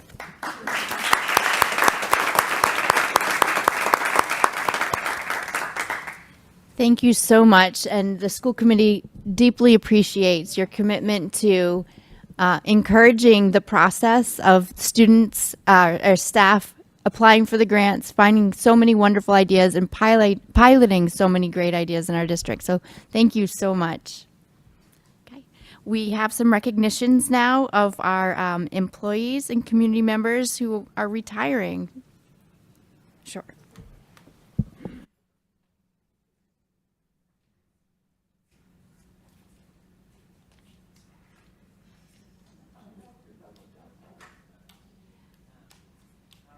So thank you all for being here.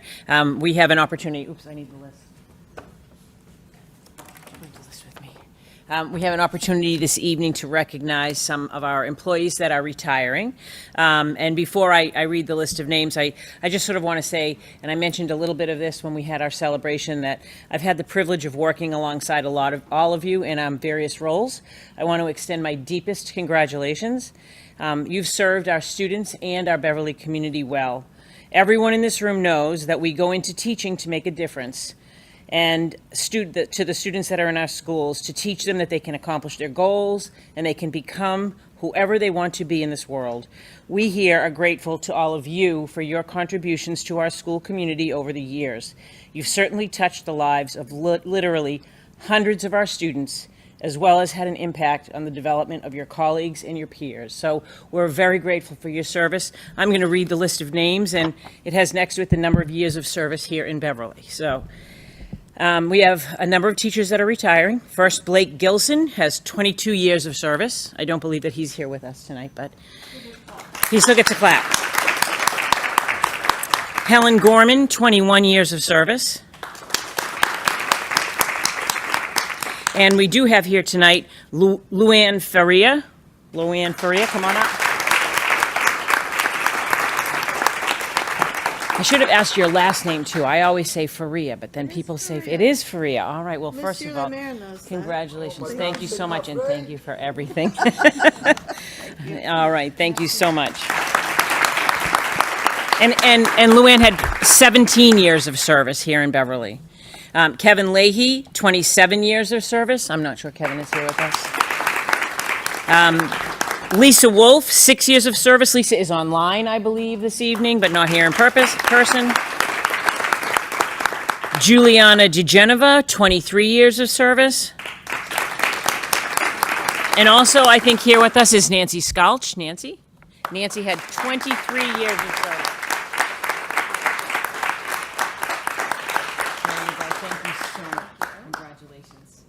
All right, it goes without saying I'm a little jealous of everyone who's going into retirement, but I too will get there someday. And then finally we had Kathy Barton, who had 14 years of service. So our best wishes. No, just again, thanks. I think you summarized it well. Our students are in a better place because of all of your dedicated service, so thank you. All right. Thank you very much.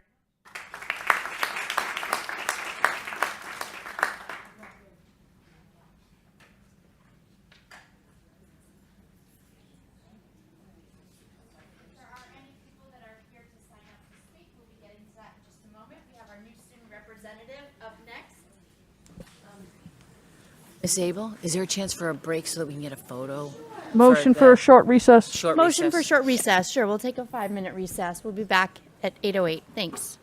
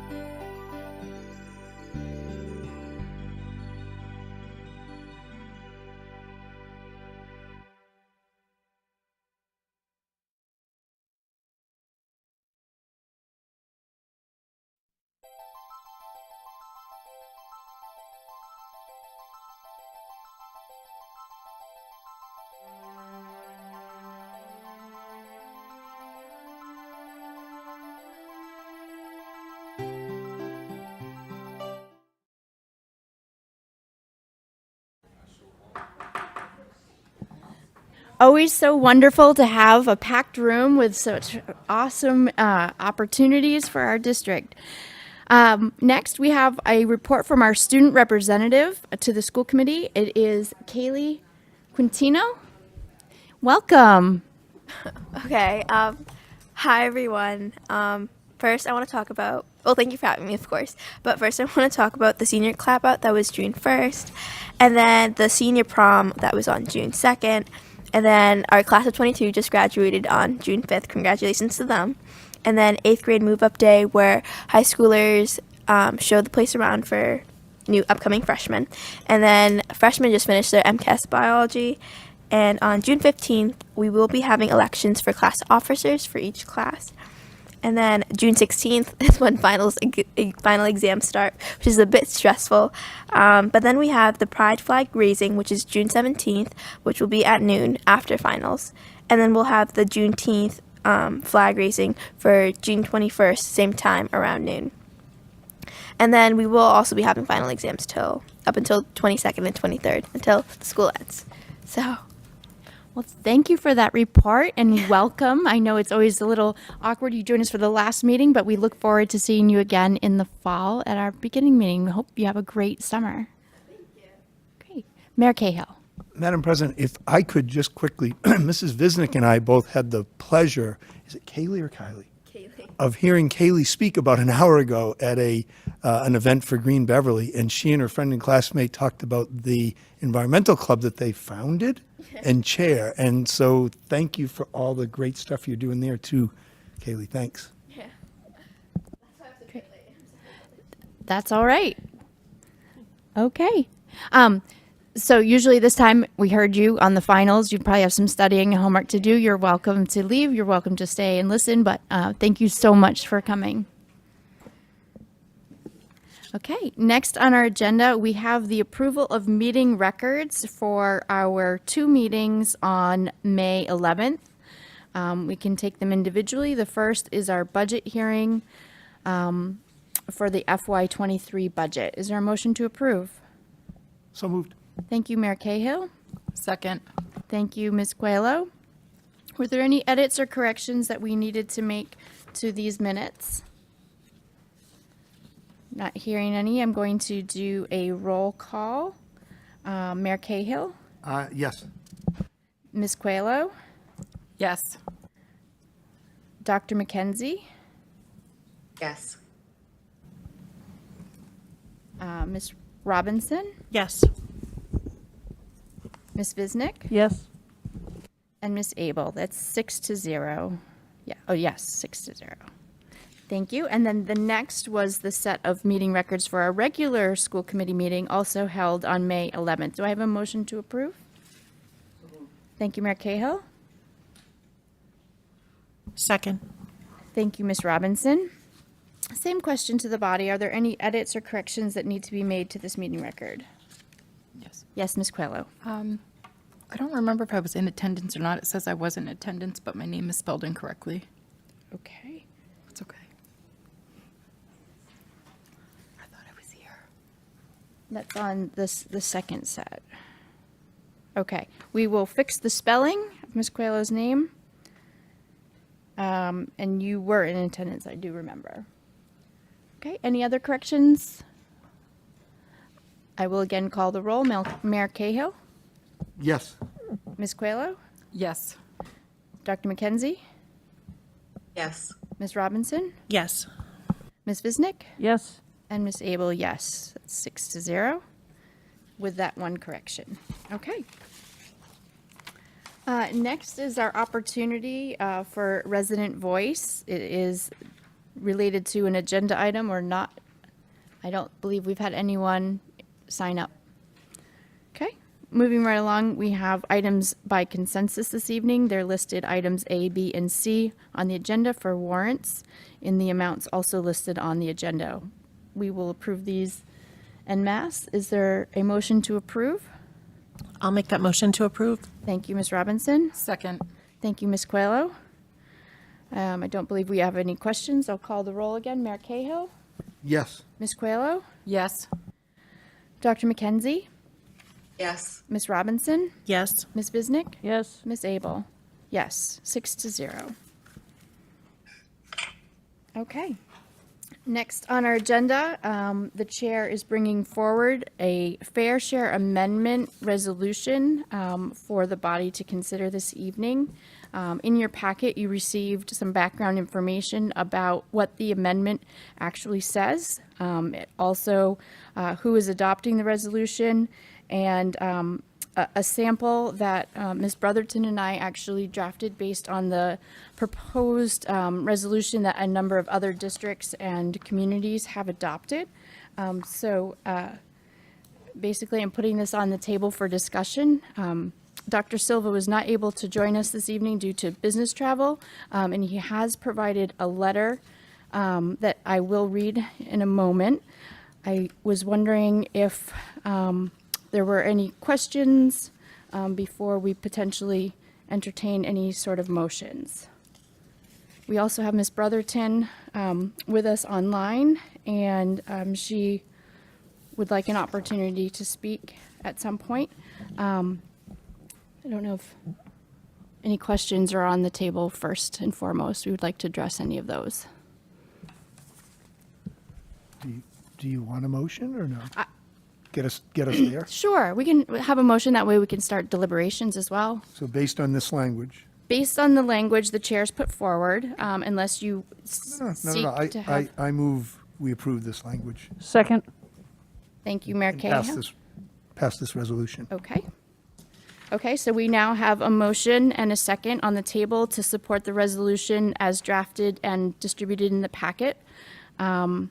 Why don't I read it real quickly into the record? I know that it was in our packet, but for those who are watching at home, a resolution in support of a fair share amendment, whereas resources are not equitably distributed across Massachusetts for students attending public pre-K to 12 public schools, whereas public education is inextricably linked to the quality of life attainable in Massachusetts, whereas students of color, students from working class families, and students from less affluent communities have historically been denied the funding their schools need, whereas the current tax structure in Massachusetts has favored the wealthiest individuals at the expense of the communities that have been forced to struggle with insufficient funding for public education, whereas working families struggle to find quality, affordable options for preschool-aged children in our communities, whereas students have had to take on increasing amounts of debt in order to attend public colleges and universities, and loan debt is a deterrent for many to consider higher education, whereas the Fair Share Amendment, a proposed change to the state constitution allowing for a 4% surtax on income above $1 million, would generate approximately $2 billion annually for public education and transportation in Massachusetts, whereas the Massachusetts legislature overwhelmingly approved placing the Fair Share Amendment on the 2022 statewide ballot. Therefore, be it resolved that the Beverly Public School Committee supports the Fair Share Amendment and endorses its passage by the voters. So I do have this letter from Dr. Silva I can read also into the record. Okay, this was dated Monday, June 6, 2022. Dear Madam President, my apologies for not being present for this evening's meeting, but I had to be away on a trip to attend an important annual conference for my business. Thank you for allowing me to voice my opinion on the Fair Share Amendment and provide my proxy vote, although we don't really have that, if it is requested by the body during the June 8th, 2022 school committee meeting. The Fair Share Amendment is a misnomer because by definition of this amendment, a segment of Massachusetts population will be required to pay proportionally more taxes than others within their community. How is this fair when the proposed amendment would allow the majority of the population to vote for a tax that will not affect them, but will instead apply to a minority within the same community? This is not equity or equality. It is wrong. If a vote for the amendment was restricted to only those that would be affected by the amendment, then I would have less concern. Today, we are being told that the threshold for those affected by this amendment is a small minority of our community who earn above $1 million annually. Once voted in, there is a chance that our state legislature in 2 years may opt to alter the threshold to above 500,000, question mark. Maybe in 4 years, they would elect to readjust it from 4% to 5%. It is an open invitation for state government to carry out taxation without proper representation. Therefore, I am not in favor of supporting this misleading, inaccurately named fair share amendment. Sincerely, Jeffrey C. Silva. So I guess that starts the conversation at the table. I don't know if there are members that had questions. Ms. Visnick.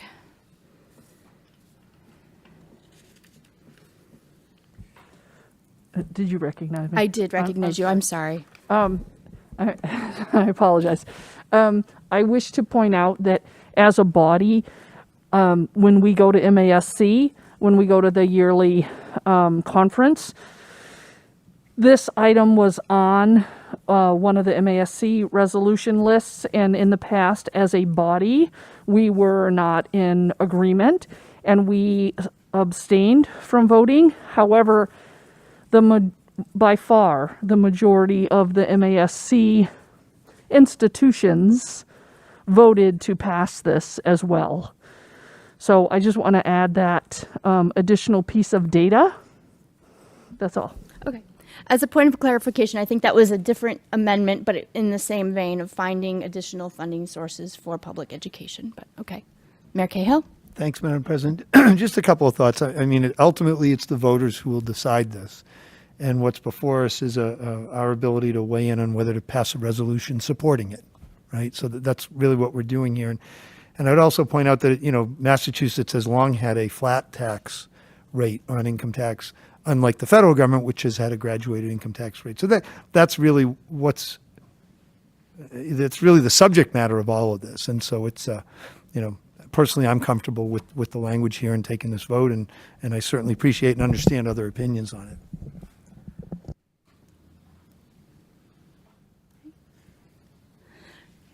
I'm going to call on myself then. Obviously, when Ms. Brotherton had reached out to me to ask us to consider this, as some of our neighboring communities have, I think back to some of the early conversations we had in Dr. Hershey's office. Not everyone was on the committee at that time, but we talked about pie and about how our pie gets divvied up. And I said, well, how do we get a bigger pie? I think that's like one of the crux of the conversation, is that the cost of education is not going down. The job is not getting smaller. There are more complexity, inflation, just to name one of them at this moment in time. But I've always been a strong advocate that we need to put our voice and our vote to things that matter for our students. And I think that looking at the way that the flat tax has not served our students well, and that there are opportunities. I also understand Dr. Silver's perspective that this presents a minority of the population with maybe more of a state tax. But I have to say that it's an honor and a privilege to pay taxes. That means that you are making money, that you are reaping the rewards of our society's gifts through public and private education. And that, if I were so fortunate as to be in the group that would be, I would gladly pay more, and so I think that we just need to recognize that the benefit of having this on the ballot, and it's already been approved for our legislature, by our legislature, to be on the ballot for the voters, is an acknowledgement that we need to make the pie bigger. And this is one way that would help our students, especially the most vulnerable in our communities. Ms. Visnick. Well, I'll pile on to that and agree with all of those points, and we have talked about that before, and I am fortunate enough to be one of those people who was in that office with Dr. Hershey however long ago. I also want to remind people that as a body, we have voted on other resolutions, and I think it is important that as a body, we are looked upon as leaders in our community. And we have a moral compass, and we have a moral obligation. And our obligation is to do what is best for the children so that every child can get a reasonable public education. And for that reason, I was in support of this however long ago, and I'm still in support of this. And I think that it's somewhat Some could say this is a symbolic measure, as the mayor points out. It's already on the ballot, and the voters will in fact decide.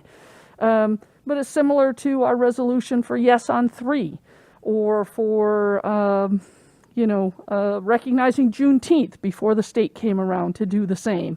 There have been plenty of resolutions that this body has brought forward and passed, and I think that symbolic or not, this one is incredibly important, and it really does fall in our purview as what is best for children, and that is certainly what I use every time I take a vote. Not necessarily what's best for 39 Middlebury Lane, or the children that are in that house, but the collective children in our district. And I believe very firmly that this is what's best for not only the children in our district, but the children across the Commonwealth. Thank you. Thank you. And again, I want to thank Ms. Brotherton for bringing this back to my attention and to letting me, have the opportunity to bring this forward tonight. Ms. Brotherton, I'm not sure if you wanted to add any perspective. I know that you represent the teachers as well. Sure. Can you hear me? Yes. Okay. So I did prepare a statement, so I might as well read it. Thanks for having me tonight. I'm sorry I couldn't be there in person. I'm here tonight on behalf of the Beverly Teachers Association to urge the Beverly School Committee to pass a resolution supporting the Fair Share Amendment to the Massachusetts Constitution, on which citizens will have the opportunity to vote in November. I think everyone knows that the amendment would add a 4% surcharge on the income above $1 million of any Massachusetts taxpayer. The amendment would also stipulate that the funds from that additional tax be directed towards pre-K to 12 public education, public colleges and universities, and transportation systems in our state. I just want to take a couple of minutes to talk about a few of the many reasons why we think it's important that the school committee express its support for the amendment. Other people have mentioned this, but it's worth repeating. Our state's current method of funding public schools is highly unfair and regressive because it relies so heavily on local property taxes. This system benefits communities with high property values, harming communities of color that have been subject to decades of housing discrimination and denied opportunities to build wealth. The amendment would provide new revenue to fully fund the Student Opportunity Act, which was specifically designed to help level the school funding playing field and to make access to education in Massachusetts more fair. Our current method of funding improvements to transportation systems in Massachusetts is also regressive and unfair because it relies on sales tax, gas tax, and public transit fares, all of which hit lower income people harder in proportion to their overall wealth. For years, the highest income households in Massachusetts, those in the top 1%, have paid a smaller share of their income in state and local taxes than any other income group, while benefiting from repeated federal tax cuts. Our wealthiest residents can clearly afford to pay a little more to fund the investments we all need. Contrary to what we've read in our local papers, studies have shown that the amendment would not lead to an exodus of businesses or high-income people from Massachusetts. People make decisions about where to live and work for a wide range of reasons: family, good schools, reliable transportation, culture, open space, and the ability to attract and retain good workers all rank higher than a state's tax structure. Passage of the amendment would only ensure that these other factors continue to be strong in Massachusetts. Another misconception is that if this amendment passes, the legislature could redirect other state funds away from public education needs. This is not true. If the Fair Share Amendment passes, the money it raises will be constitutionally required to be spent on transportation and public education. The state constitution is binding on the legislature, and state legislators have already declared their intention to increase spending on education with the passage of the Student Opportunity Act. This act, from which Beverly is already benefiting, promises to increase state aid to local school districts by $1.4 billion a year. Passing the Fair Share Amendment would ensure a steady and fair funding source for this important law. There are many more reasons to support this amendment, about which we've heard already from some of you tonight. Again, I urge the Beverly School Committee to do the right and fair thing, not only for Beverly, but for all Massachusetts residents, by throwing your support behind the passage of the Fair Share Amendment. So thank you. Thank you, Ms. Brotherton. Okay, so we have a motion on the table to adopt the resolution as presented in the packet. Are there other members that wish to speak before I call a roll? I do have a question, but I don't think you can see my hand. I don't see it. It's in the background. I'm sorry. Thank you. Dr. McKenzie. Yeah, no problem. I have more of a comment in that I think theoretically I support the rationale of funding the Student Opportunity Act. I think I have more technical questions that make me feel unprepared to vote, in that I don't really understand what a surtax means, in the sense that if there's already a taxation system that impacts families that are higher earners, are we then saying there's an additional $40,000 that would be attached to that, or are we saying something else? I just want to better understand what we are asking in terms of a surtax with that language, so that I understand what it is we're saying constitutes as fair.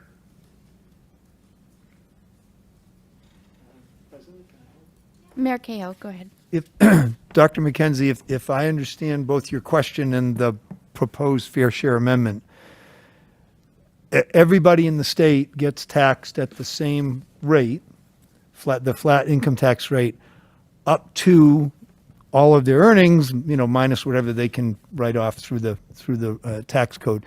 So all of their earnings, and if somebody earns more than $1 million, on each dollar above $1 million, they would be taxed additionally. So that the same rate as everyone else beyond $1 million, plus 4% for each dollar above $1 million. Does that answer your question? Okay. Does that help? I think Yeah, that's helpful.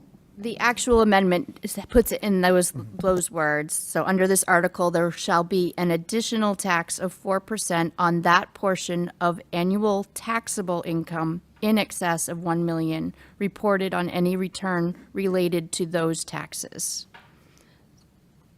And that amount is open-ended. There's no cap. There's no discussion of like up until 5 million or 10 million, or is it just essentially anything over $1 million, there's a 4% surtax? It's on the taxable income above $1 million. The rest of the actual language, it's in the packet. To ensure that this additional tax continues to apply only to the Commonwealth's highest income taxpayers, this $1 million income level shall be adjusted annually to reflect any increases in the cost of living by the same method used for federal income tax brackets. And this should apply January 1st, 2023.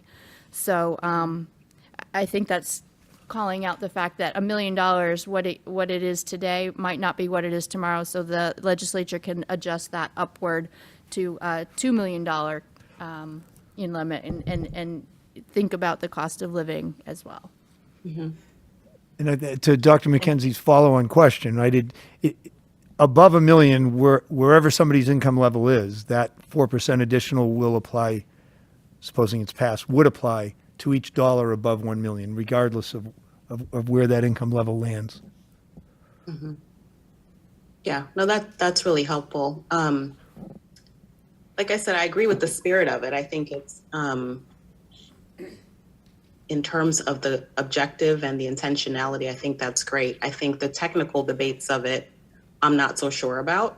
And I know there's no way to split hairs over the language of the resolution, but I feel like maybe as a data scientist, I want to better understand, if we're coming to this number of 2 billion or whatever the numbers are, and there's there's no ceiling to it. It's sort of like open-ended. I'm more concerned about the potential for it to not take funding away, because there's sort of this open-ended category of additional funding. And also, I don't want it to seem like people are being penalized for being successful either. So I just wonder about whether there is a way to acknowledge where we would get that dollar amount that maybe is the goal to fully fund and continually fund these things, with understanding the rationale around sort of having it be open-ended versus saying up until a certain amount or up until the state has decided what formula works best to reach that amount. But I just feel like I don't quite understand the technicality of the open-endedness of it, where it's, there's sort of no ceiling to it. It's sort of whatever you make above that, and it doesn't strike me as being absolutely necessary that it be without a ceiling. Mayor Cahill. I think it sounds, Dr. McKenzie, like you're kind of wading into that graduated income tax conversation, which is kind of age old in this country and in other countries, right?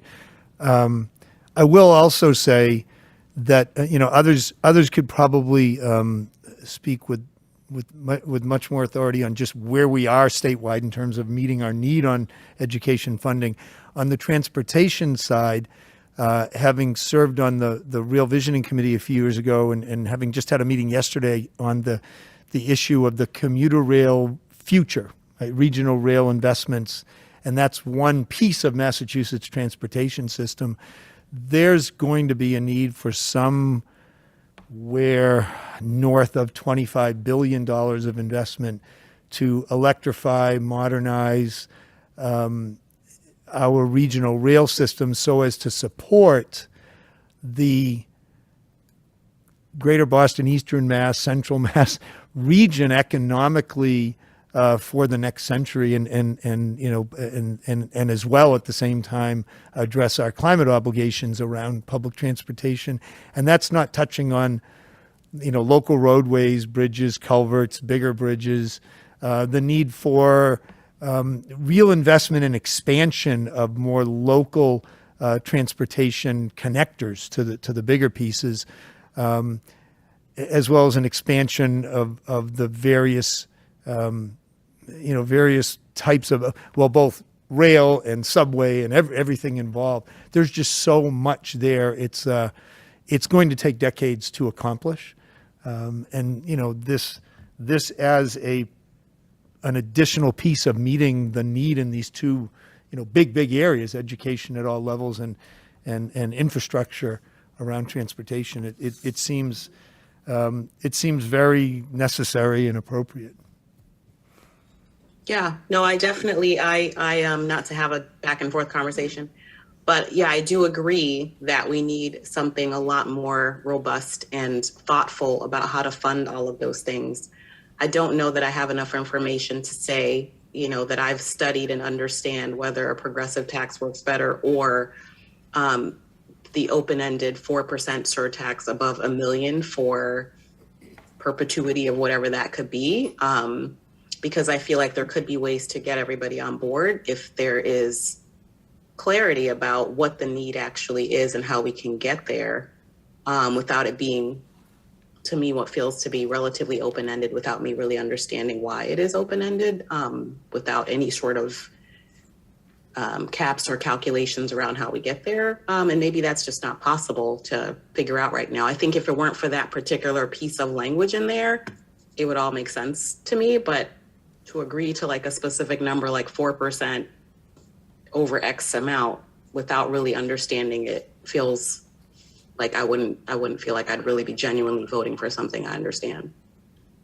So the motion on the table is to support the resolution in support of the Fair Share Amendment. The actual language of the amendment, as included in the packet, has been adopted by our legislature, so I don't think that we can do much to change the 4% at this table. But what we can do is take a roll call vote and see if, as a body, we are supporting this resolution so that our constituents and our community members know that this is something, or not, that we want to encourage voters to take up at the ballot.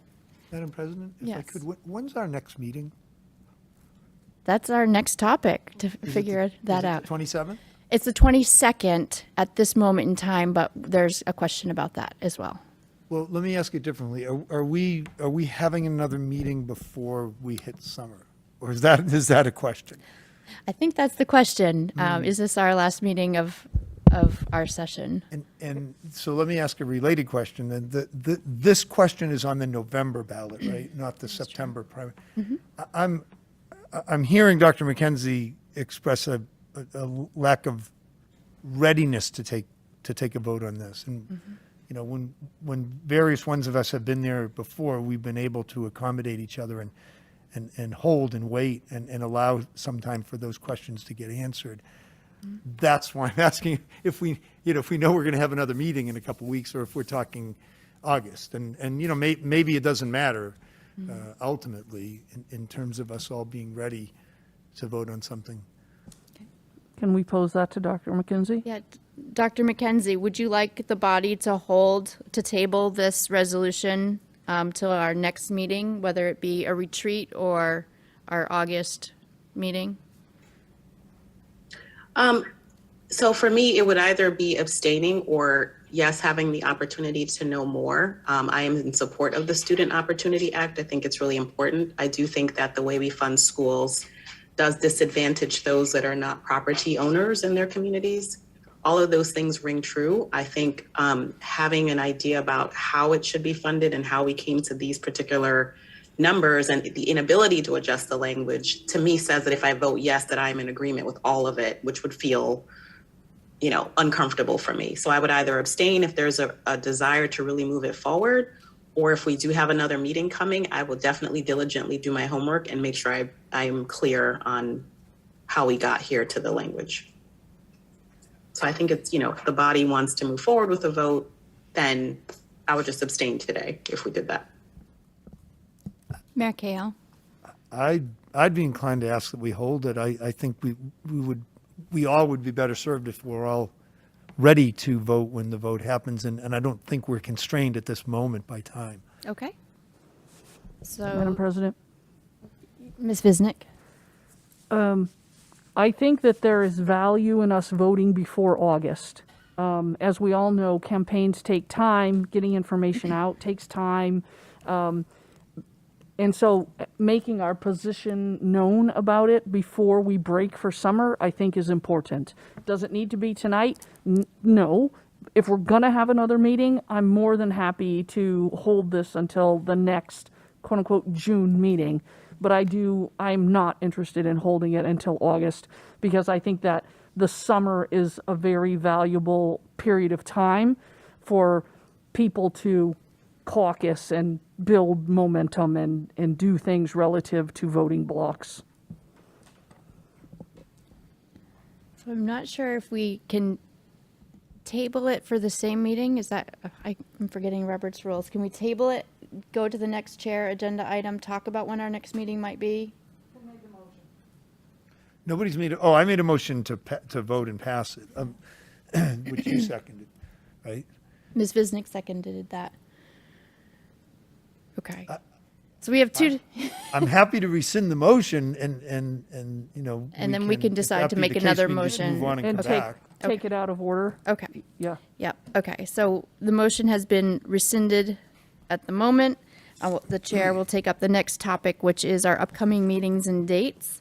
Our June meeting is currently scheduled June 22nd. Our Finance and Facilities meeting at 6:30 and Committee of the Whole at 7:30. A couple members of the school committee have 8th graders who are being promoted that day. So Ms. Robinson. So I wanted to make a proposal that we cancel our Committee of the Whole meeting and hold a retreat. Ideally, the one date that we had was Monday, June 27th, around 3 or 3:30, if that worked for everybody. And my understanding is that Finance and Facility has consistently struggled with the 1-hour format, and that meeting on the 22nd will include both the athletics department as well as buildings and grounds, and that not being constrained by having a Committee of the Whole that same evening, as well as the body's obligation to have a retreat type meeting once per session, would make sense, I think. So Ms. Robinson's proposal would be to cancel Committee of the Whole at 7:30 on Wednesday, the 22nd, and instead offer the committee a retreat option at McEwen in the afternoon of Monday, the 27th. So I think that's a motion. Is there a second? I don't know how, when we schedule meetings, it's not really a vote. I don't- It's more of a scheduling. Okay, so I saw Ms. Visnick's hand first and then Mayor Cahill. My question is from a, like, process point of view, procedure, I'm not sure which one of the two. If we're having a retreat, can this vote be on the agenda of the retreat? Absolutely. If you remember last year during our retreat with Dr. Morgan, we took up the music fee as an action item. It was a publicly posted meeting. It's open to the public and it's reflected in our minutes. So we could, I guess that's why I wanted to bring this topic forward as well. And then Mayor Cahill and then Ms. Coelho. I mean, I'm fine. That sounds fine. I wonder if are we all available that day? Is that one? I am. I'm just checking. Yeah. I'm available. Okay. Ms. Coelho? I'm scheduled 9 to 5 that entire week. 9 to 5. Would you be able to, if we had something at 5:30? I guess that's the 5:30 on Monday, the 27th, a retreat at McEwen in lieu of Committee of the Whole. Ms. Visnick? I have on my calendar that night, starting at 6 p.m., there's a special session of the city council, right? Or is that still, I see it in my calendar as well, and I was just thinking, maybe that's one we need to watch after the. I know I'm it's pretty something sure about that it'll be historic broadcast Beverly. and recorded. It's historic Beverly. Yeah, Abby Battis from Historic Beverly coming to the council to present on slavery So, in Beverly. yeah, if we do that, if we wait till 5:30 to start, then we, by definition, can't attend this thing. And, but, we're always having scheduling conflicts, so. I saw it and I wasn't going to bring it up because I thought the same thing. It can be really hard to find a time, and we all could watch that certainly afterwards.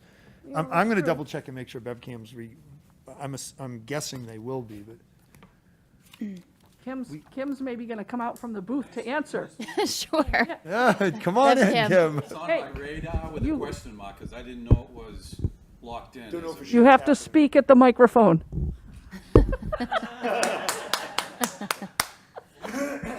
Okay, so this guy walks down the street.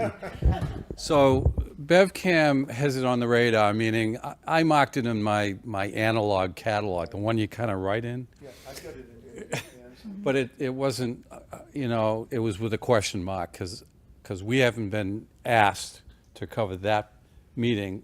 I believe at 7 o'clock there's a regular city council meeting that same night, which we have to cover. 27th.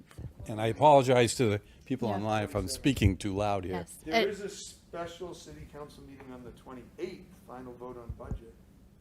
Right, but I think, isn't there a regular city council meeting on the 27th? So- Let's see, is that the third or fourth Monday? I'm confused. It's, If it's the third, no, it's the fourth. so, So they're first and third Mondays.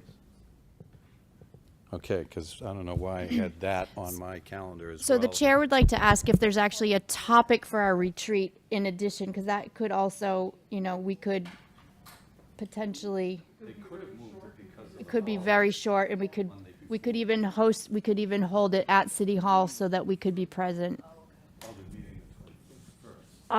I have been wondering if, in the big picture of continuing education, if we could, and I haven't sent this to you in email, life is a little crazy right now. I'm personally interested in having an educational session on restorative justice. Okay, so potential topic, restorative justice. So, I know Ms. Oliver spoke about that being something that's been happening at the middle school and high school, yeah. Yes. There is a special city council meeting at 6 p.m. on June 27th. I think that's the presentation Okay. by Historic Beverly. There is a regular city council meeting at 7 p.m. on June 27th.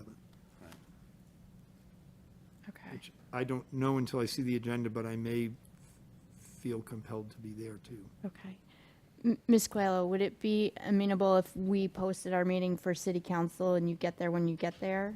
And if we did something at 5 p.m., knowing that you're going to be en route and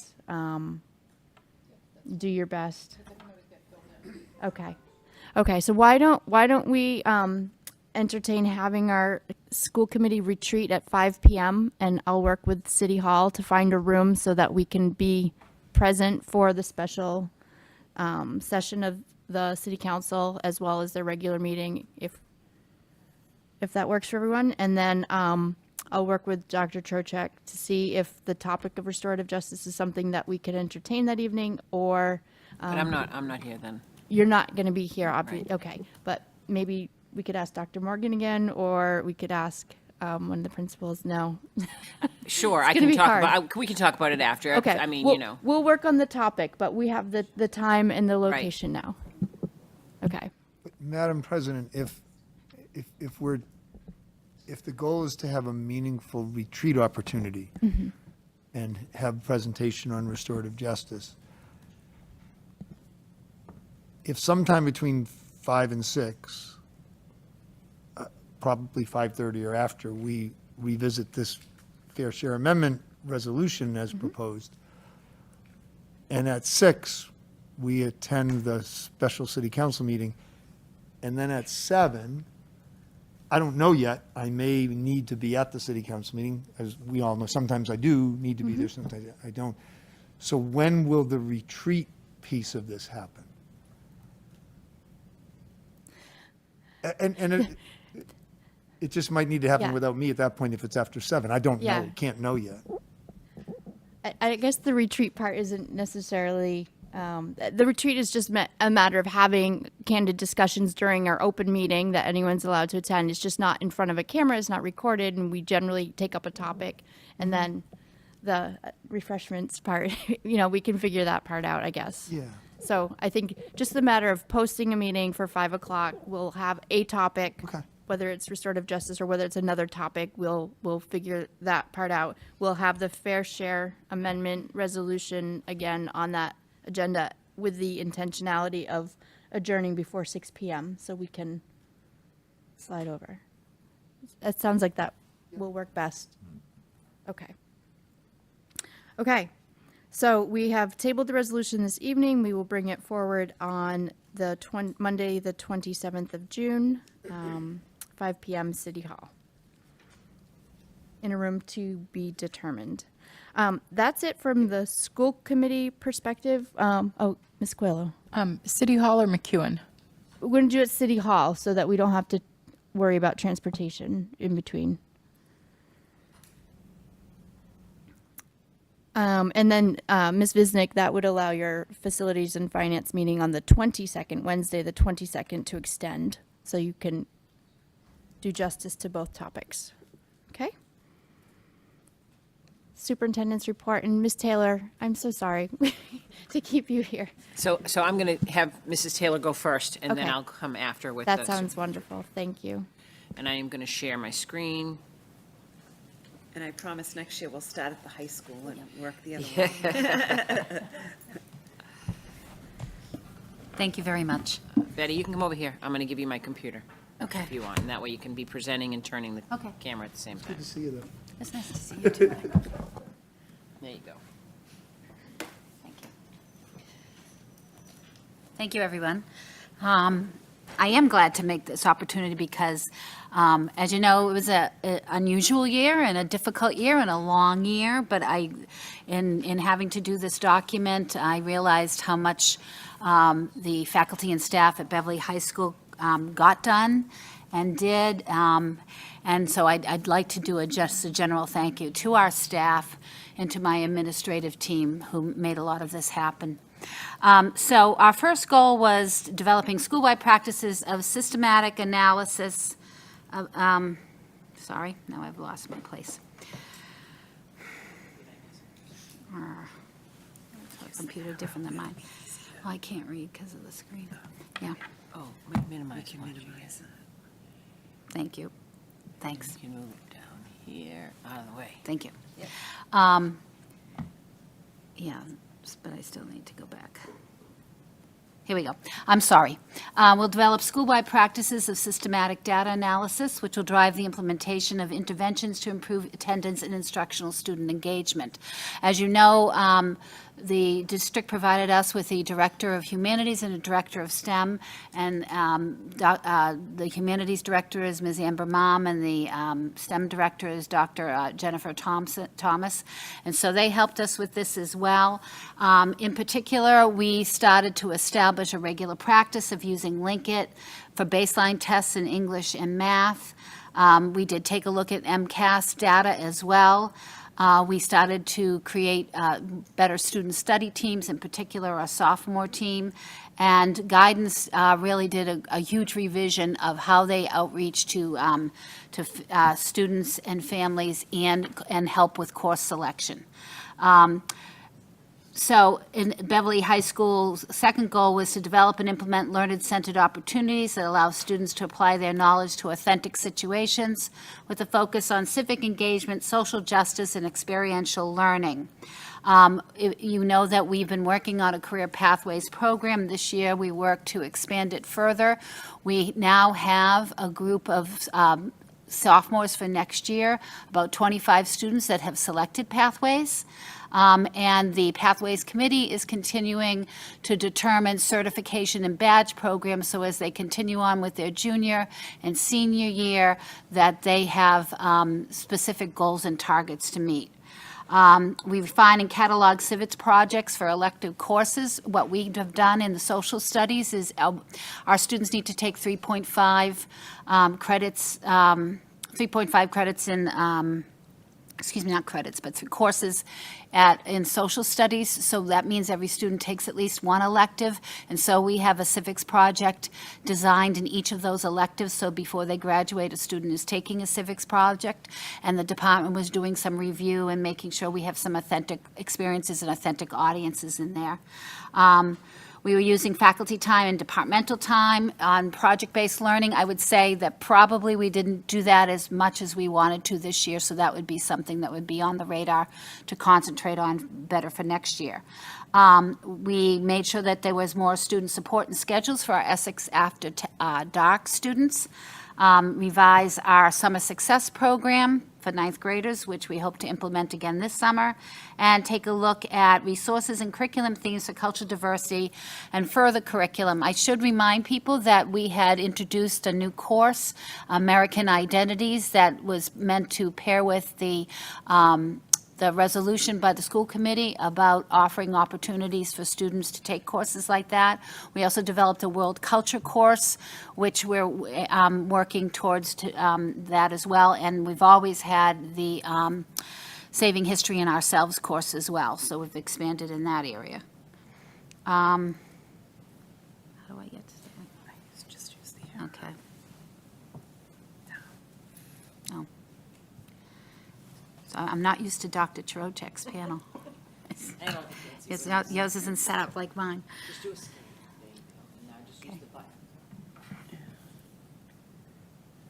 Okay. Nope, back one. Looks like I do need help here. We're going to utilize social emotional learning strategies both through targeted school-wide programming and teacher use of strategies embedded across all content areas to support student transitions and engagement in school. So we did work on building transition programs for ninth graders. We had our freshman academy and our freshman orientation. We also developed a sophomore teams where the sophomore teachers, 2 teams are working with the same group of students and helping students through their sophomore year, meeting regularly with school adjustment counselors and assistant principals and the 2 curriculum directors to make sure the curriculum is assisting students. We tried to develop more opportunities for student leadership and community engagement. Here it talks about the student leadership group and the Promise Club and World of Difference. World of Difference is up and running, and we do have a group. I've renamed it. We do student forums, and with Dr. Morgan, we've managed to run 4 of them, and our last one will be tomorrow after school. I just remembered, and then. A lot of building-based PD in SEL strategies.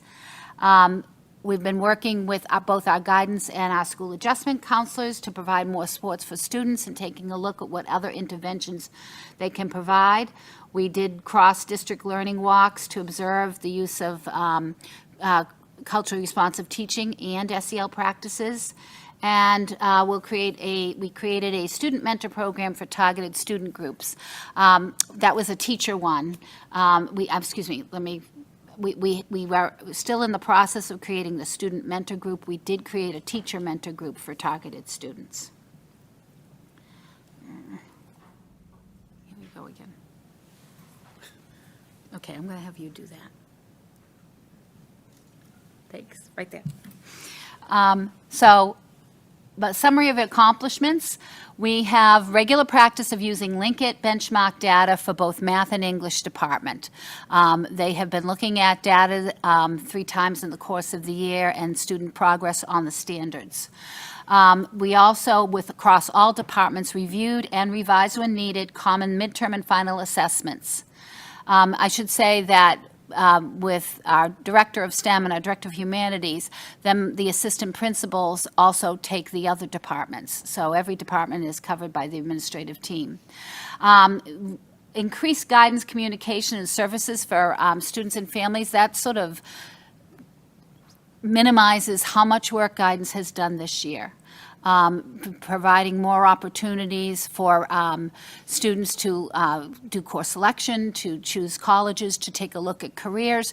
But in itself, for communication, they offered at least 4 nights, 2 for junior parents, 2 for senior parents on things like financial aid or college panel. But they also, the guidance department offered 5 videos that parents can access that talks about the different processes of college selection or financial aid, and so that's still available. So it was a live, it was a Google meeting, but it was recorded, so that's available so parents can review that as well. And that's a minimum of the work that they have done. We created sophomore teaching teams, so that's 2 teams. We call them Montserrat and Endicott, and it's a group of approximately 8 to 9 teachers, all with the same students in mind. It gets bigger sophomore year because sophomore year you have a choice of either algebra, 2 or geometry, and you also have a choice of either chemistry or environmental science, so the number of teachers that are teaching cores grows a little bit. We have an assistant principal that supervises their activities. The curriculum directors work with them, and school adjustment counselors and guidance counselors work with them as well. We also were working this year aligning the state standards, the new state standards for our world languages courses. And the math department started implementing the new Reveal resource. We have established a committee, an English language text review committee, which is specifically looking at titles that are required in the English department and seeking to add more diversity to the selections. The committee's done a lot of work where they've narrowed down some particular texts that we're going to keep, and now they will, and that's part of the next steps, they will be piloting new titles across 9th through 12th grade next year. And then the creation application of course selection process to career pathways. So again, we're starting to expand the career pathways. We have a course that all freshmen are taking. We have sophomores that have signed up for the career pathways and have started taking some of these courses. And we'll continue to make sure there's new and different experiences for junior and senior year. We have increased our advanced coursework opportunities. There was a real vigorous campaign on the part of the guidance department, excuse me.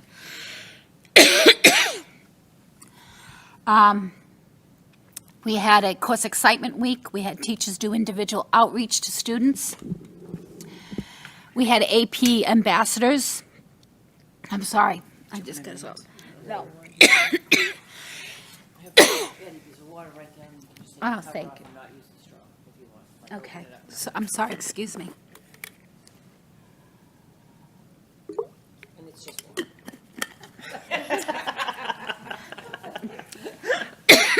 A little gin might be nice. I'm sorry, I just got this coughing fit. Excuse me. Give me one more second, and then, yes, if I'm still coughing, you can go. We've offered 3 new advanced placement courses as well, and we've gotten a good response for people who signed up for it. We have recruited the Seal of Biliteracy candidates, and this year, I believe it was, I think we had 12 candidates that in graduation have the Seal of Biliteracy seal on their diploma. We chose a group of all the transfer students to Beverly High School and assigned a mentor teacher as part of the teacher duty. So sometimes they were doing hall duty, and another day they were finding that student, checking in with that student, and making sure the student was strong on their progress. And we intend to create some other opportunities where we have a targeted group of students and a one-on-one relationship with the teacher. The Student Forum program I already mentioned, and also World of Difference started introducing their activities and being involved, including offering some advisory programs to the whole student body. We offered PLC opportunities to build more goals and teamwork for our sophomore teams, for the Career Pathways Committee to continue on building on the program, and for department meeting members to work on developing their data literacy skills. We offered staff professional development on equity in the classroom and rigor in the classroom. We were able to offer several early college dual enrollment courses, 2 with North Shore Community College. About 47 students total took those courses, and 1 with Endicott College. I'm sorry, 47 might be for all 3 of those courses. We established an instructional leadership team where there's teacher leaders working with the 2 directors on establishing our common assessments and use of data literacy. And we had worked with the Sandy Hook Promise so that our staff members got signs of suicide training, and our whole student body got the Say Something training as well. So for next year, to continue on to build these goals, as I said, the English Text Review Committee will pilot new texts in the classroom. The Health and Wellness Department will revise curriculum units and common assessments. They've started, in taking a look at their portfolio, we decided to revise their rubric and make sure there's consistency across the board. I would say, too, the Health and Wellness Department will next year do the new course Wellness 12. So we've created a new course Wellness 9, Wellness 10, Wellness 11, and this will be the first group that'll have Wellness 12. So they'll be working on curriculum. We will start to work a peer mentorship program with student to student. And guidance will put all their resources on a Google page on the school's website, something a little more interactive. And we are asking all our faculty to create a student learning goal that uses classroom data to measure student growth. So again, we're trying to expand on our staff's data literacy skills. And we want to offer opportunities for staff to develop further training in, our goals are culturally responsive teaching, project-based learning, and co-teaching strategies. So that's it. Thank you. I'll be glad to answer questions. Thank you, Ms. Taylor. Ms. Visnick. I apologize if you guys have talked about this on the curriculum subcommittee meeting, but can we have like a 10,000-foot overview on the career pathways as opposed to Essex Tech, the school formerly known as the Essex Aggie, because we have a contractual agreement with them, right, to not offer conflicting or competing programs. We're not doing that. So maybe, and we also know that they're full and we'd like to send more students. So can you speak at a very high level about how it's maybe complementary to Essex Tech? So what we're trying to do with the career pathways is whether a student decides they want to go to a 4-year school or 2-year, or they want to work right after school. What we've done is, it's almost like a major. We're saying, right now we've chosen 4 pathways: allied health, environmental science, business, which it's a marketing piece of it too, and culinary arts. What we're calling it hospitality. So a student who is interested in those fields, we're giving you course recommendations that we think you should take through your sophomore to senior year that will prepare you for that field. And the goal is, by your senior year, we're getting you either in advanced placement courses or dual enrollment courses or some kind of certification program. So students who are going to Essex Tech are in a slightly different sort of schedule because they have to make a commitment for their afternoon classes to be in the tech program.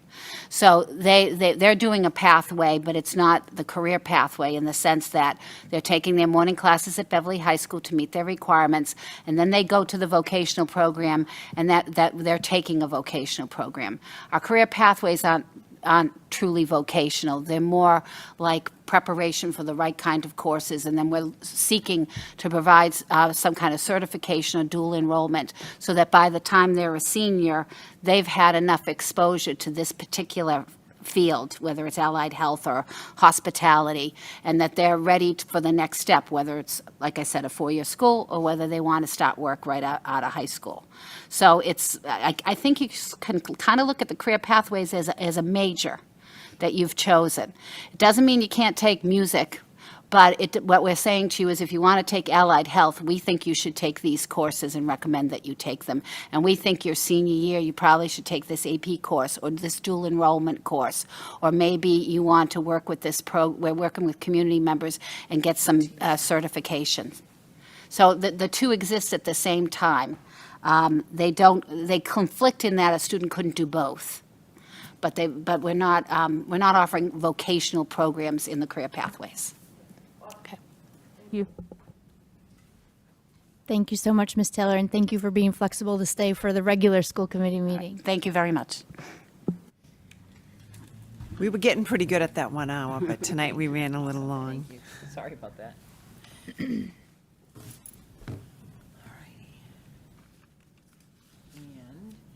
I'm just going to, this time, oh dear. I think you have Ms. Brotherton still on if you want to do the Yes. field trip. I'm just trying to get out of, there we go.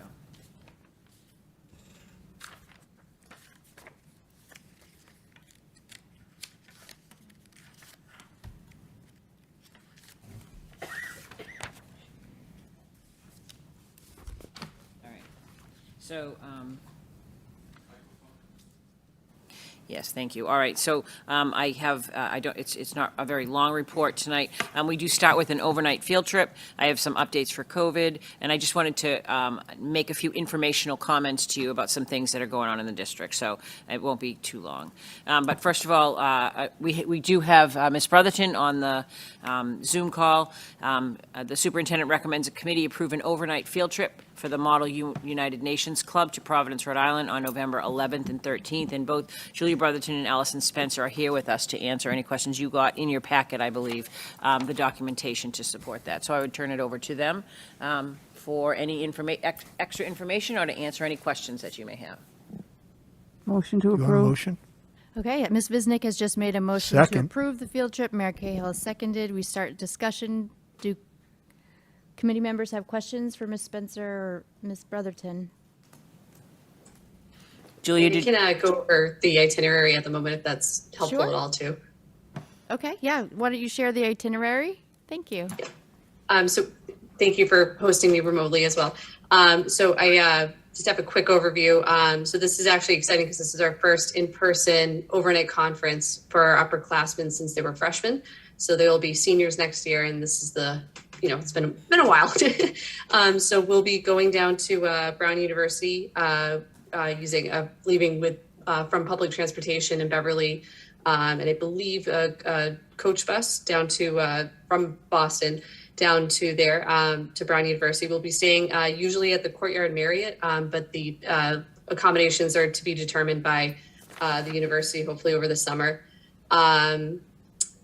The students will be simulating perspectives of delegates from a variety of nations with the goal of resolving current world issues. And so right now we have currently slots for 12 students, which may, once we finalize our roster, could be fewer. Hopefully, we'll fill all slots. And we welcome any questions you guys have at this time. Thank you. Looking around the table, I think many of us are familiar with the awesome opportunity that you are presenting to our students. Don't see any additional questions. Oh, Ms. Visnick has her hand up. From a funding, can you touch upon a funding point of view? What is, if you have 12 students, well, I guess I have two questions. The funding point of view, what's the burden on a child who might want to fill one of those seats?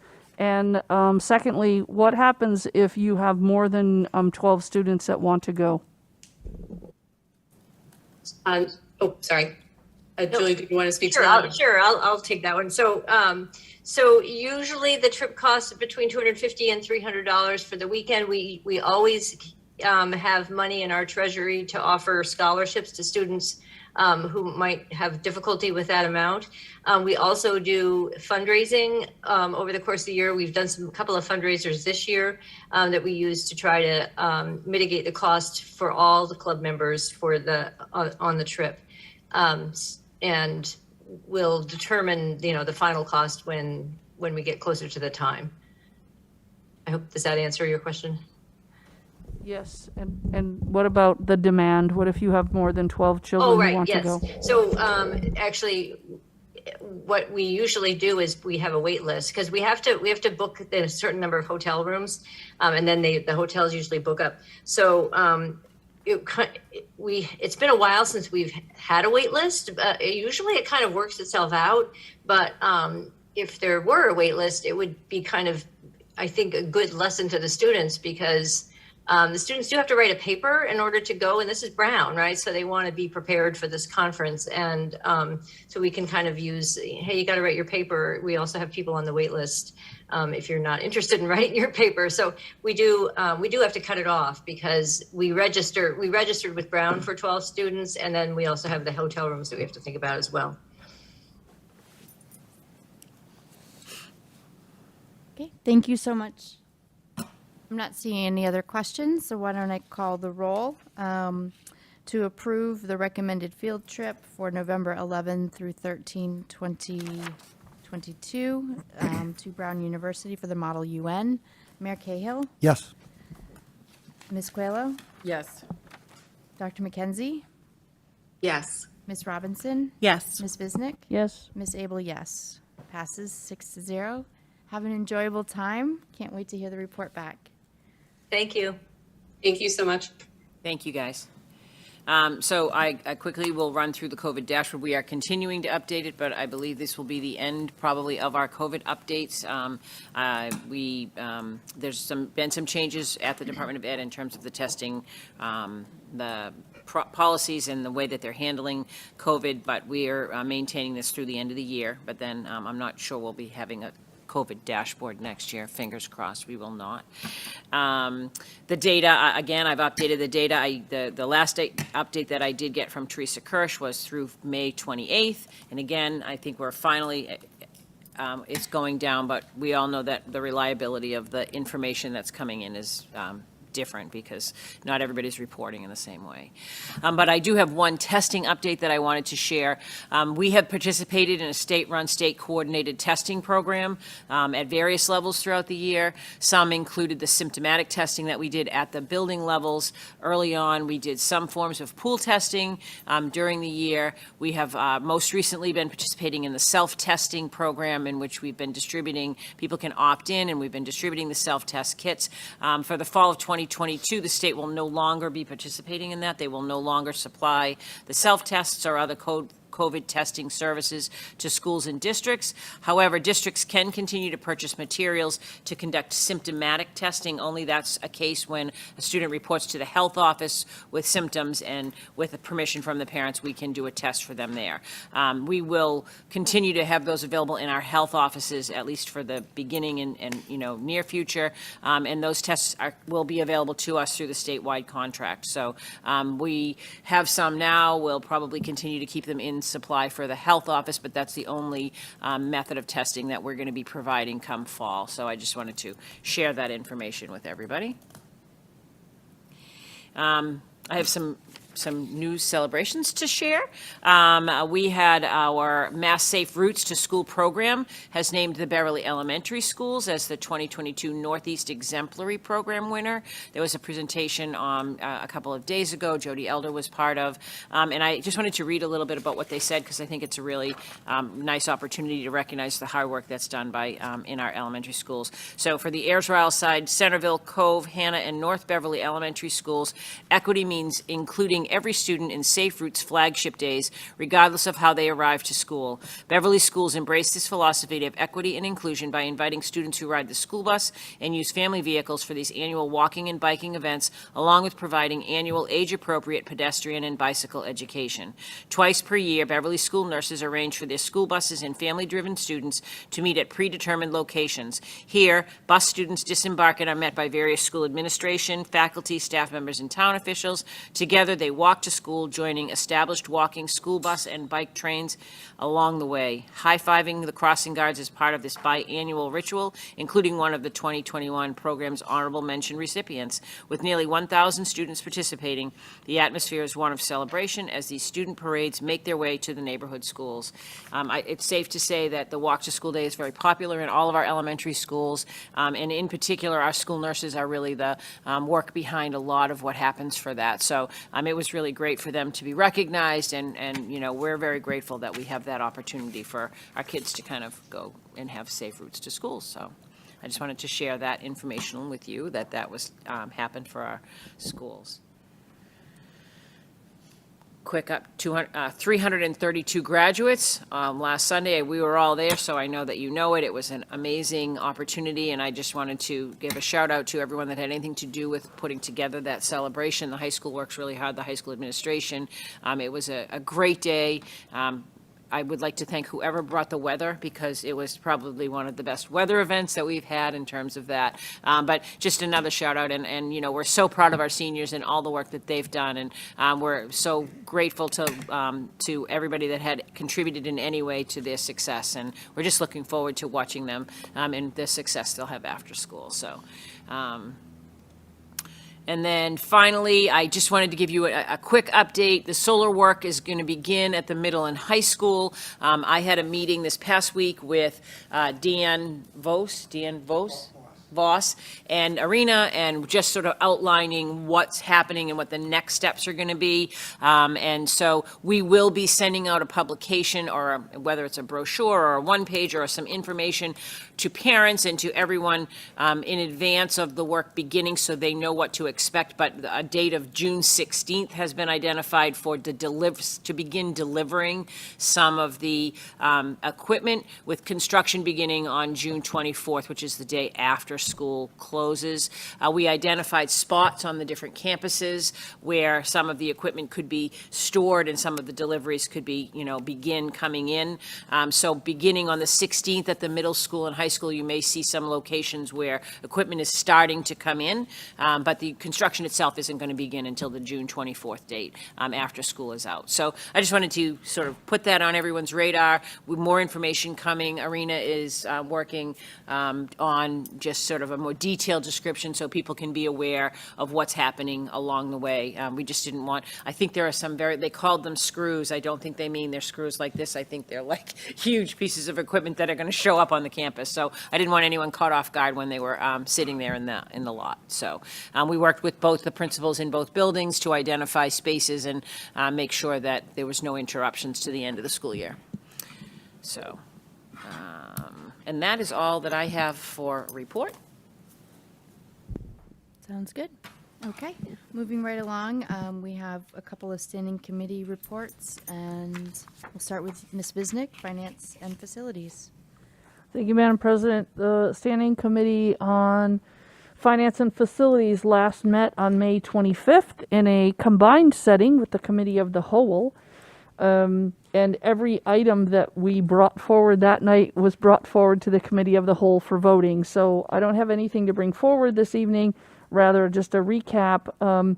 We were blessed to have voted to accept a wonderful $10,000 gifts to schools to be used for the Cove Playground. and I'm not sure, maybe this summer that'll get installed, right? We don't have anything to show for it yet, but hopefully we will, and we'll have them back, and we'll maybe get some pictures and a show and tell. We also voted on price increases. Breakfast and lunches are going up by 25 cents next year. Adult meals by $1 per meal. And finally, we voted to continue our agreement with the wonderful BevCam to allow BevCam to use the space in our high school. This is distinct and separate from the city's license agreement with them and their ongoing, that's a different part of the negotiations. Our part, from a school's point of view, is simply their ability to use space in our buildings. In particular, right there, there's our buddy Kim. And in the high school, the BevCam studio in the high school. And that's all I have. And and we're next set to meet, wait. We just talked about that earlier. 22nd. In approximately 2 weeks at 6:30, we'll have B&G and athletics, and we might get to go longer than an hour. Sounds good. Next, the curriculum instruction student life, Ms. Robinson. Thank you. So we met this evening, and the first thing we did was we approved a change to the Beverly High School student handbook regarding cell phones and electronic devices.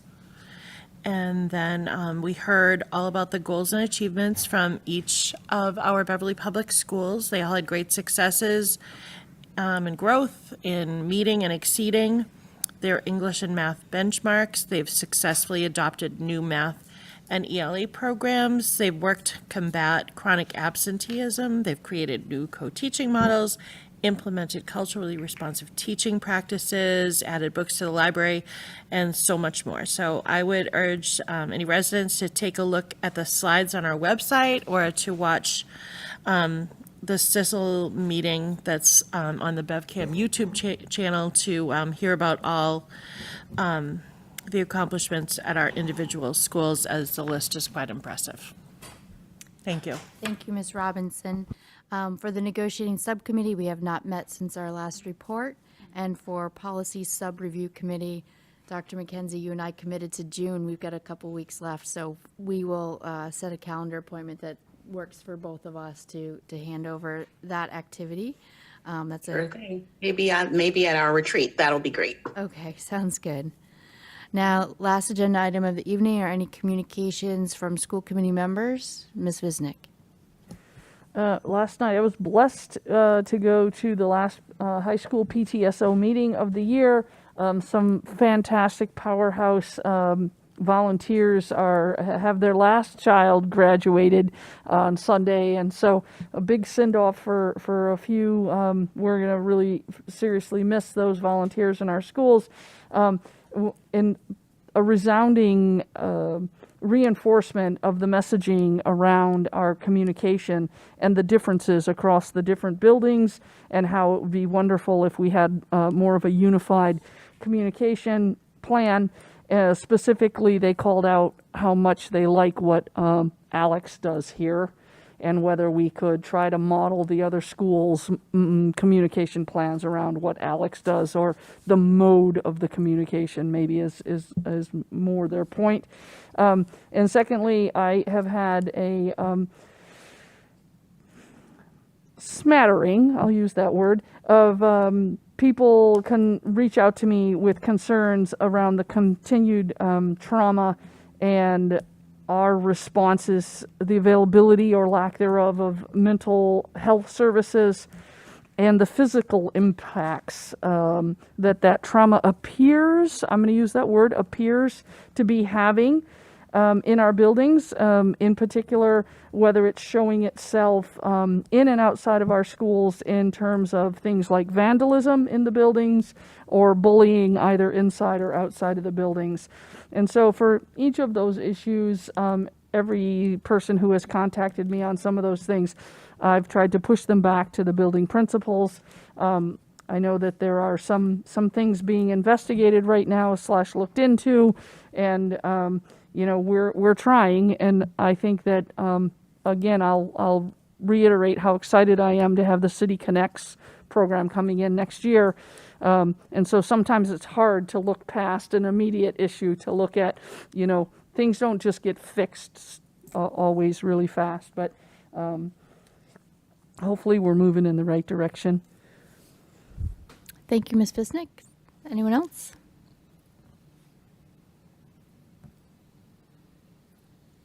Okay.